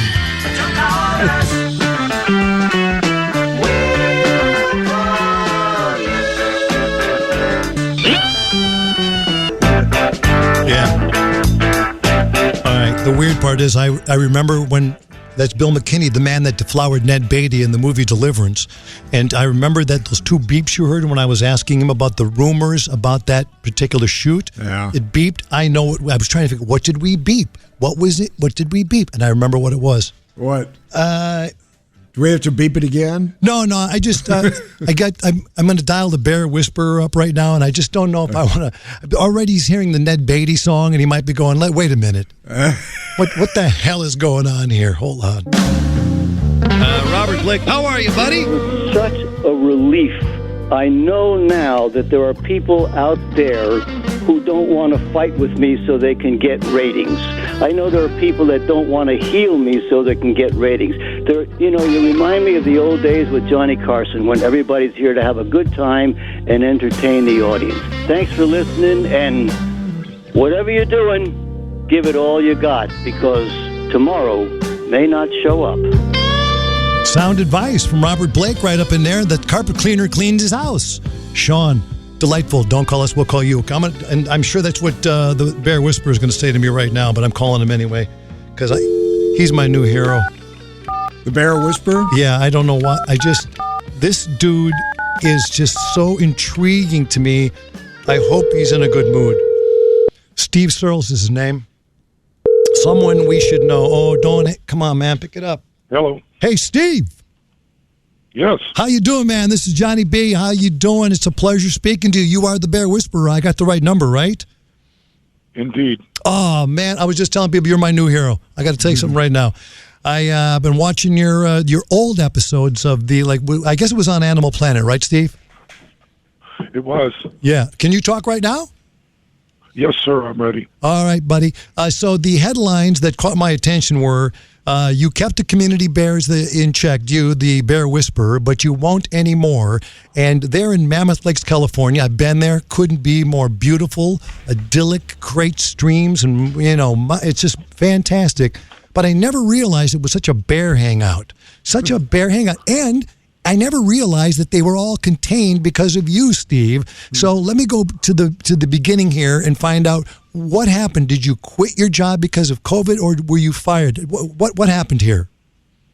We can see nationally that a lot of knee-jerk decisions because of the COVID-19 and a lot of things that people maybe will regret after this is over. But I just got caught up in it. They wanted me to take a 50% cut in pay and only work with the animals. It's not just the bears, but deer, raccoon, coyote, lions. They all live up here, and working with them 6 months a year is just not possible. You need to keep your finger on the pulse of what's going on with the animal community. Because you can't teach a bad black bear a lesson through a Zoom conference call. You really can't. And you can't. They're incredibly intelligent, and they can learn bad behavior or good behavior. And I've just been lucky enough to work for my community and teach our bears good behavior. Okay. Speaking of learning stuff, did you see the video? Which I saw on, I'm sure it's YouTube, but I saw it on Facebook, of the bear actually working nunchuck sticks. Yeah, people have taught them to ride a bicycle. Again, they're very, very intelligent, and I've just, they taught me, and I use that to teach them. Well, let's go ahead. Let me make sure that everybody knows who it is I'm talking to. The Bear Whisperer of Mammoth Lakes, California, Steve Searles. And this is the way they introduce you on that show. In a small resort town in the Sierra Nevadas, black bears and humans live together in a 4-square-mile area. Ma'am, move away. And there's only one man to keep a dangerous situation from turning deadly. Get out of there! Get out! Shame on you! This is the story of Steve Searles. It's his job to keep people safe from bears. Stop it! And bears safe from people. Leave that bear alone, folks. So when someone here calls 911 about a bear, 911 calls Steve Searles. That's that sound, man. The Bear Whisperer. All right. Yeah, so here's the thing. You have to explain what it is you do on this job, because you hear yourself there, Steve, yelling, "Hey, knock it off, get out of there, you're a bad bear." And that's what you do. But I mean, can you describe this, how you became this guy? Yeah, I'm not the Bear Whisperer. I'm the Bear Yeller. Yeah, there you go. That's a better description, I think. Just like your children and your dog, you have to be repetitious and keep up on it and have them, learn. Again, the bears are so intelligent. They learn quicker than people by far. We do millions of visitors to our community, being a destination resort. And originally, decades and decades ago, was hired to cull the bears and put down 16 bears. And as I studied them to see which ones needed to be removed, I came up with this idea of coexistence and teaching, a couple of dozen of the smartest minds here in town, rather than people from all over the world that come here. Yeah. So what you said was you were a hunter. They brought you in, and they said, "Hey, can you take some of these bad bears out that were causing trouble or getting too close to humans?" And then you look at them. How do you? I just trying to figure out when you become that guy who was brought in to take them out to the guy who said, "I have an idea." I mean, how does that even come into your brain where you could yell at them and train them and coexist with them? These bears are basically your friends. If you watch you and how you work, it's amazing. I'm with them from the time they're born until the time they die. And again, you'll never interview a luckier person, but I never shot any bears for public safety or property damage. They took to it right away, and I just got them to remember their role and to stay away from people and be more standoffish, where we as the humans have tried to breed that out of them. I got them to remember their role in the woods.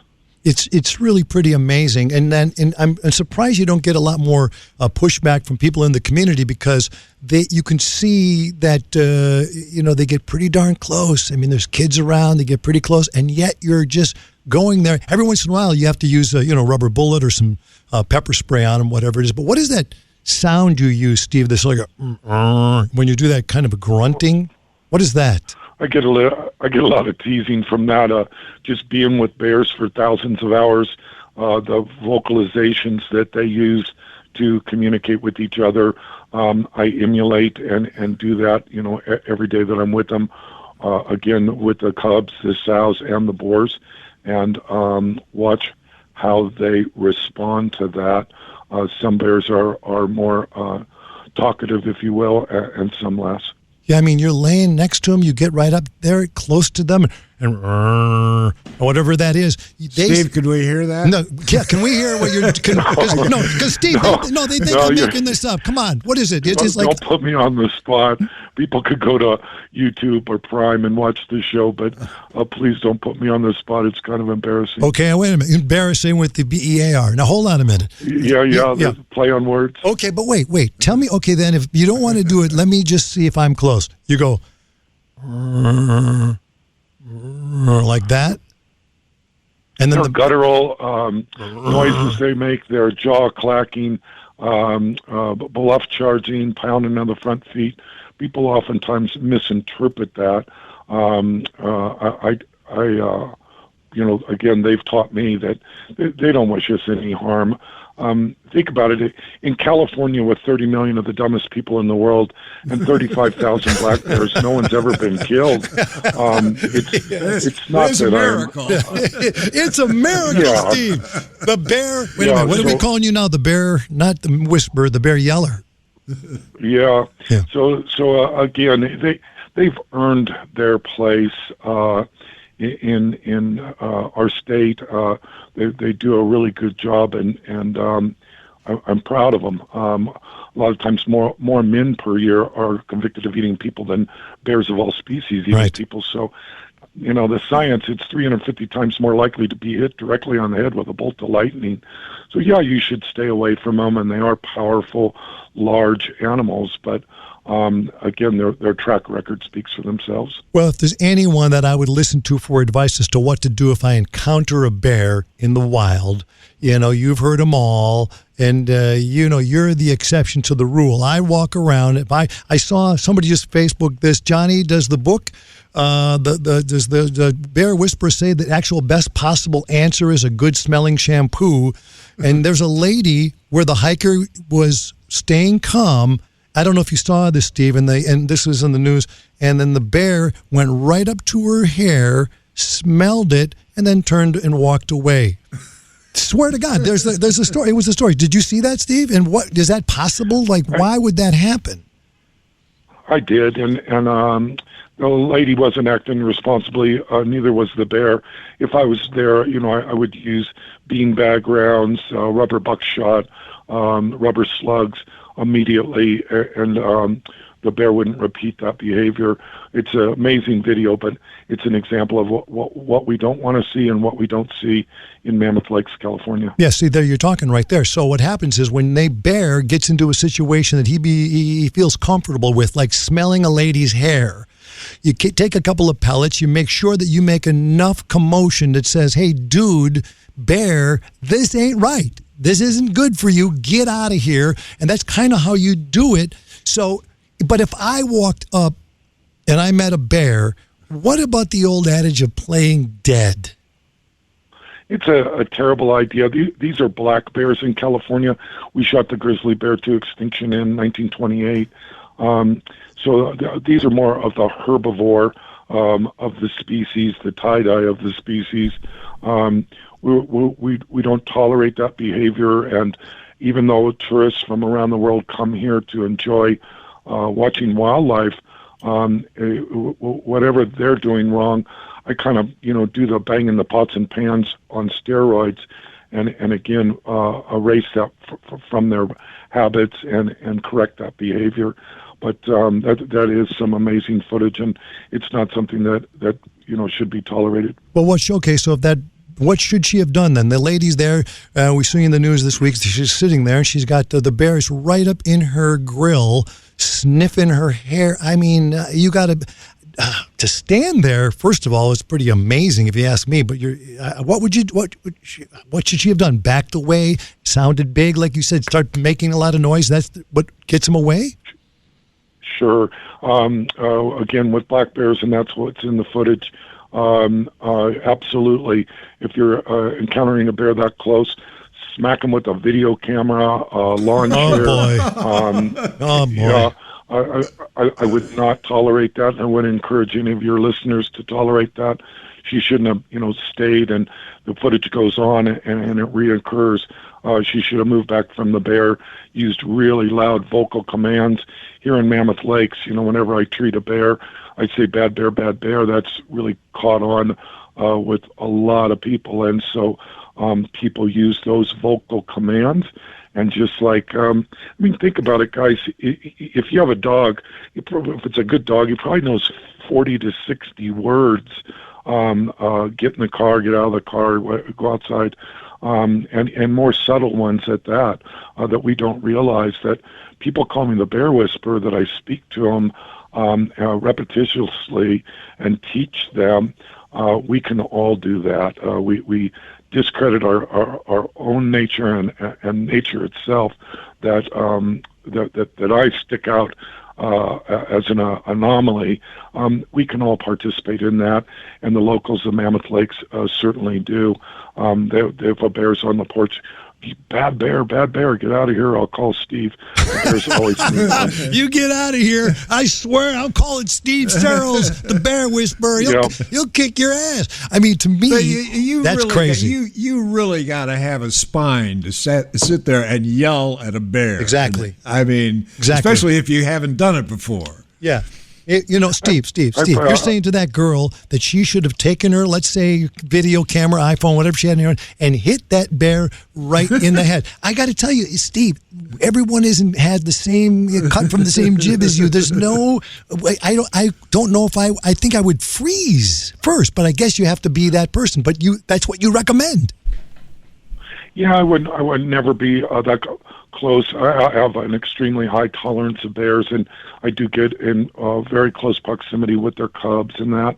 But I wouldn't recommend it. I don't know what that lady's story is, and I don't want to, badmouth her. But in general, we should never be that close to wild animals of any kind. And people more and more, want to shoot video with their phone.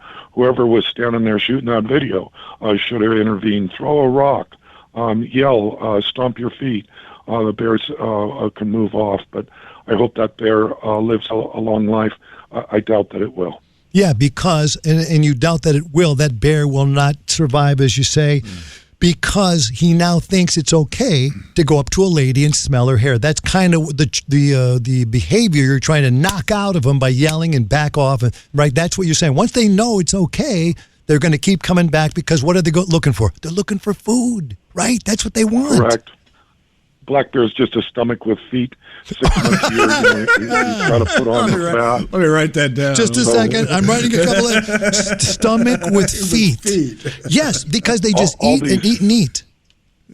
All these high-profile cases that are on the news, people seem fascinated with monkeys, elephants, and bears.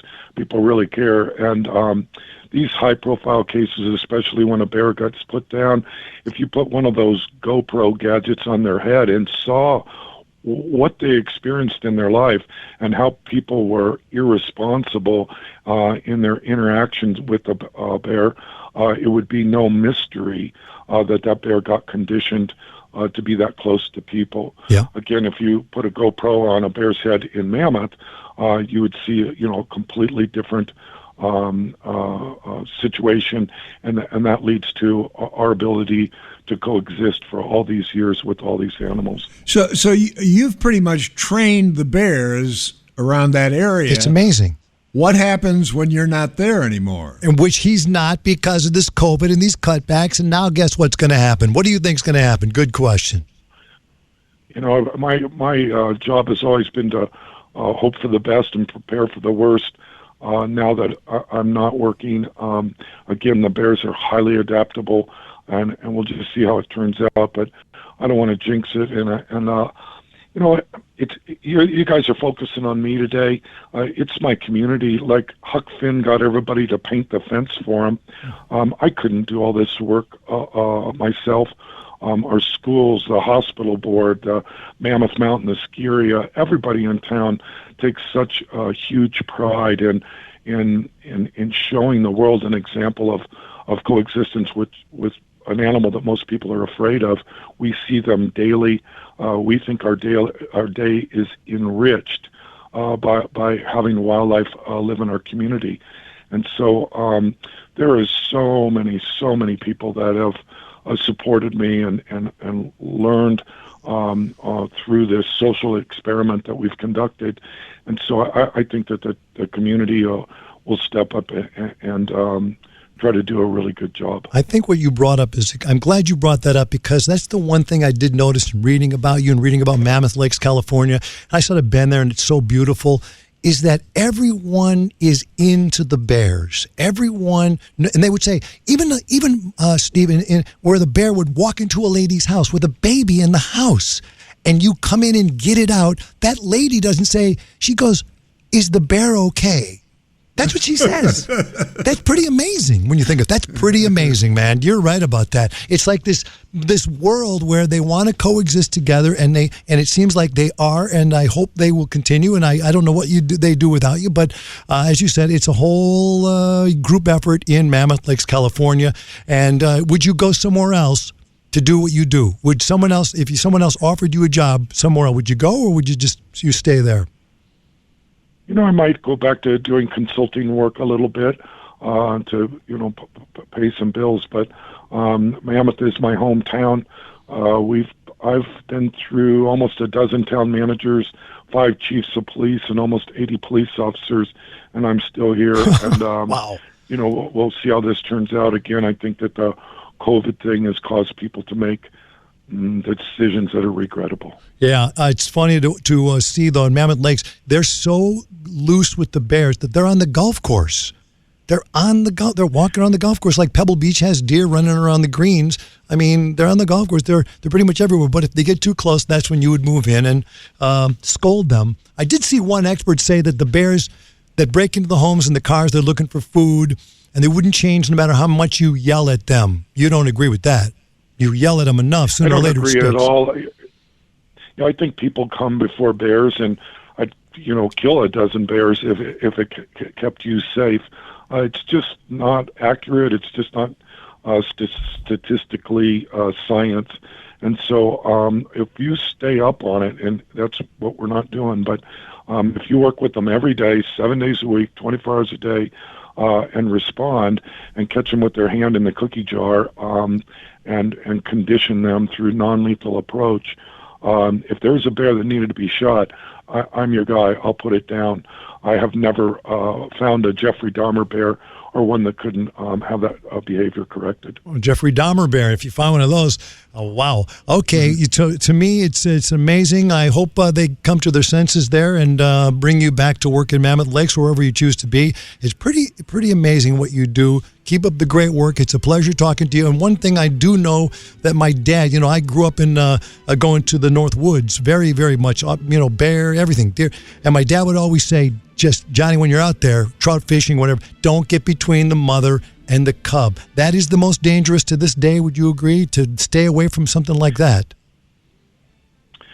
Again, the examples that we've seen in Mammoth Lakes, cubs are born every year, and sometimes just right in residential areas. And with what you're explaining, I would not encourage anyone to get to between any species of animal and their young, whether it's a bird or a chipmunk or a raccoon. But bears have been born, raised, and lived their lives successfully in Mammoth Lakes for decades. He never warned me about the raccoons.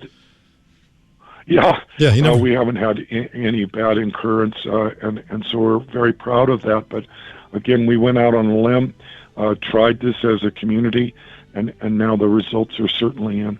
Yeah, all right. Well, listen, I really appreciate your time. I really appreciate talking to you. And if people want to just take a look at some of the stuff you did, they go on YouTube and just type in Steve Searles, Bear Whisperer, or as he says, Bear Yeller, right? Steve, I know you're a busy man. Thank you for your time. We appreciate it. Thank you, sir. Have a good day. You too. There he is. There's the man. The Bear Whisperer. It's very simple to understand what happens. They want food. They just want to eat. So, and here's the other thing, too. Like up north, my brother Joey, he loves bears. He will put food out but around my house. And I said, Joey, I don't want a bear by my house. Right. Because you just heard the Bear Whisperer. What do they want? They'll keep coming back. Hey, where's the food, dude? Wait a minute. That other guy, your brother, he puts the food out. Where is it? Right? Check the fridge. Yeah, it's got to be in the fridge. Then next thing you know, I'm calling 911. Hello? A bear came in her, and he hit me with his paw, so I'm bleeding. He hit me with his paw, so I'm bleeding. Black bears weigh between 200 and 500 pounds. Brown bears weigh between 300 and over 1,000 pounds. Black bears run away from you.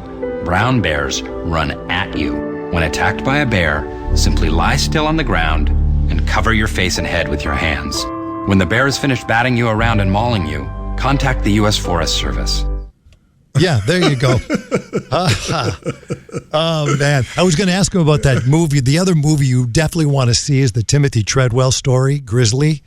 The guy who lived with the bears in Alaska, and literally he lived with the bears. He became friends with the bears. He was their friend in Alaska, and you know where he is now? Oh, don't tell me he got eaten. He's in their belly.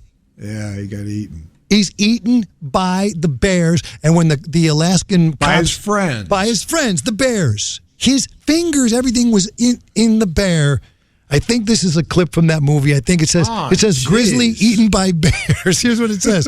Here's what I see on my screen. Grizzly eaten by bears, grizzly man, Timothy Treadwell, and the out cue is on my fingers. Oh, let's see. Hey, Johnny, it's Pat again. Pat. I want to end with Pat for sure. Hold on a minute. There are times when my life is on the precipice of death and that these bears can bite, they can kill. And if I am weak, I go down. I love them with all my heart. I will protect them. I will die for them. But I will not die at their claws and paws. I will fight. I will be strong. I'll be one of them. I will be the master. Still a kind warrior. Love you, Rowdy. Give it to me, baby. That's what I'm talking about. That's what I'm talking about. That's what I'm talking about. I could smell death all over my fingers. That's right. He could smell death on his fingers. And then when they came to find him, he was missing. There he was. His watch was on the ground. Bears don't need a watch. No, they of all the things they left his watch. And what do you got there? I got a watch. You're a bear. You don't need a goddamn watch. All right. And then he would look at the poop on the ground. The grizzly man, Timothy Treadwell, would smell the poop. I can feel it. I can feel the poop. It's warm. It just came from her butt. This was just inside of her. Just a second. Write this down. He's a scientist. The poop of the bear just came from its butt. Where else would it have come from? It came from his butt. My girl. I'm touching her. It's her poop. It's Wendy's poop. Oh, boy. I know it may seem weird that I touched her poop. Yes. I was inside of her. It's her life. It's her. And she's so precious to me. She gave me Downy. I adore Downy. Everything about them is perfect. See, just like Steve Sturls, just like the animal whisperer, he named all the bears, and they ate him. Yeah. I just didn't feel like I wanted to follow that line of logic with Steve Sturls. I think he would be offended by it. But if you watch him train... Oh, and by the way, once you start talking about Timothy Treadwell in that movie, I've talked about it. It's one of my favorite weird movies. This dude takes a camera, takes himself into the wild of Alaska, and then shoots everything about him and his bears. And then that poop contest comment, of course, leads to voicemails, 833-LOON-LINE, 833-LOON-LINE. Johnny, isn't it ironic that Timothy Treadwell was playing with grizzly bear poop, and then he became grizzly bear poop? Symmetry. Catch it. Lick. It's completely correct. So funny. Hey, Johnny, you were talking about that Grizzly movie. I got the DVD. I was watching the director's cut. And you know at the end where they show the guy's arm? Well, in the director's cut, they show the arm, but it was holding a Playgirl. What do a pizza at Steve McMichael's house and the Grizzly guy have in common? They both pass through the colon of a bear. Sweeney says, try the veal. I'll be here all week. All right. Loon line, the poop comment. What else here? Hooray for Treadwell, he wanted a friend. Hooray for Treadwell, his life at an end. He went to live with bears and his girlfriend came too, but they both ended up being grizzly stew. Treadwell was a guy who loved grizzly bears. He and his girlfriend went to live in their lair, but then one day something went horribly wrong. They ended up their lunch and the theme of my song. Hooray for Treadwell, he wanted a friend. Now he and his girlfriend have met with their end. He thought grizzly bears were nothing but charm. Now there's nothing left of Treadwell but a watching one arm. Delightful. The shit show. I think we got to go. Oh, man. Listen, you're going to be in your house for a while. You know you're going to be in your house for a while. We know you're going to be in house for a while. The restaurants are closing down. This thing's going to get worse before it gets better. We know that. Believe it or don't, I don't care what you want to do. But I'm telling you one thing. That's a good watch. When you watch another man get eaten by a grizzly bear, you don't feel so scared about COVID because it just doesn't seem as bad. That's all I'm saying right there. Check it out. Grizzly, Timothy Treadwell, I'd recommend that. And of course, what is this? This wacky weenie is called Stay at Home, You Son of a Bitch. Stay at home, you son of a bitch. Okay, let's hear this. Can't take no more this COVID-19. Was I think this shit gonna stop? Man, nobody listening, they go to the bar. Stay, you house, you shut up. Stay home, you son of my bitch. Watch TV, go make a sandwich. Got a lot of bullshit on Netflix. Stay home, you son of my bitch. Italy had him bad for a long time, but the people that do things right. This is catchy. 3 months to stay home with their family. They drink and they dance every night. Stay home, you son of my bitch. Watch TV and go make a sandwich. Got a lot of bullshit on Netflix. Stay home, you son of my bitch. He's swearing. See, Billy won't even. Florida, California, Yeah. Texas, Duty, Yeah. Corona all over the place. Mm-hmm. They come in New York, they go quarantine. They say, no, I'm gonna punch you right in the face. Stay home, you son of my bitch. Watch TV, go make a sandwich. Got a lot of bullshit on Netflix. Stay home, you son of a bitch. Stay home, you son of a bitch. Stay home, you son of a bitch. Yeah. Stay home, you son of a bitch. That's pretty good. Wish I would have wrote that. I've been trying to tell you that for 3 weeks. Thank you, Angelo. All right, let's end on the bright side of life. There's always a bright side in everything. We're all going to get through this together, ladies and gentlemen. You know that. Always look on the bright side of life. And let's end with the uplifting complaints from our voicemail from It's Pat. It's Pat, message number 3. Hey, Johnny, it's Pat again. Sorry, I'm just going to complain one more time, then I won't call anymore. Because people are going to be complaining about me. What I want to complain today about is fitted sheets. I hate them. I'm sure everybody does. You put the long end on the width side, and then you go to pull it up, and do the other end, and then it falls.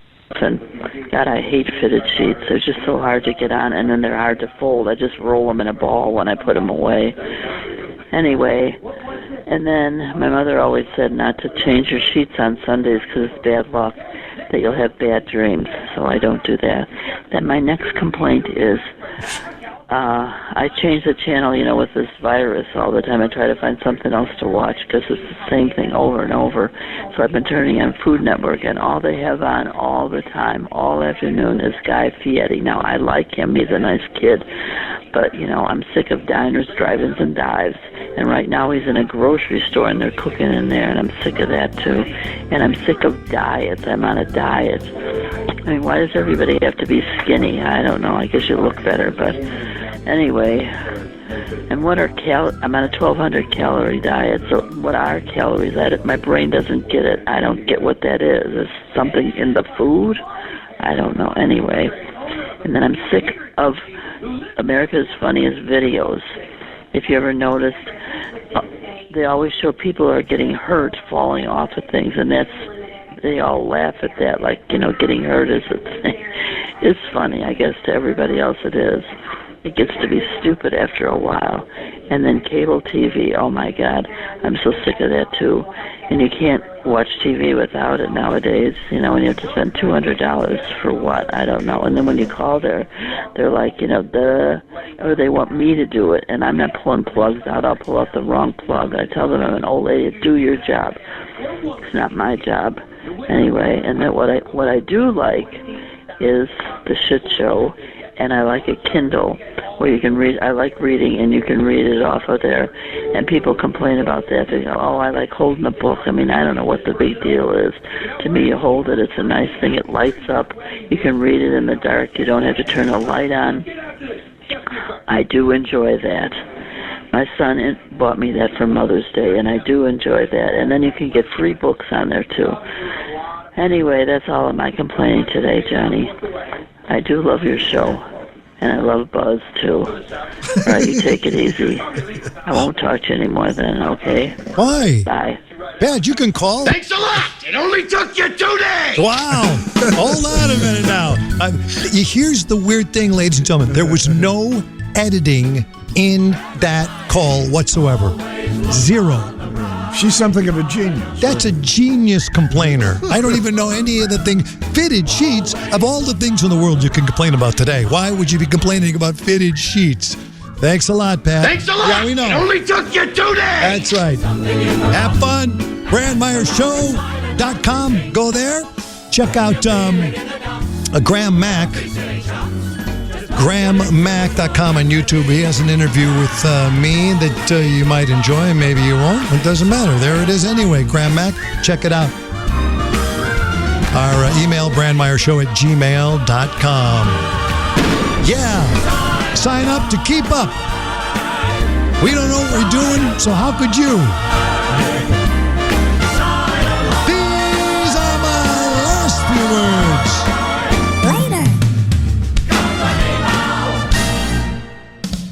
That'll do it for this edition of the Jonathan Brandmeier Showcast. Listen to Johnny B streaming and get Showcast episodes on demand at BrandmeierShow.com. You can also get Brandmeier on Apple Podcasts, Spotify, Stitcher, and just about anywhere podcasts can be found. Be sure to subscribe, and if you like what you hear, leave a 5-star review. Follow us for news, updates, and all current Showcast episodes, now replaying 24/7 on the Brandmeier broadcast stream at BrandmeierShow.com. And be sure to follow Johnny B on Facebook at Facebook.com/Brandmeier Show.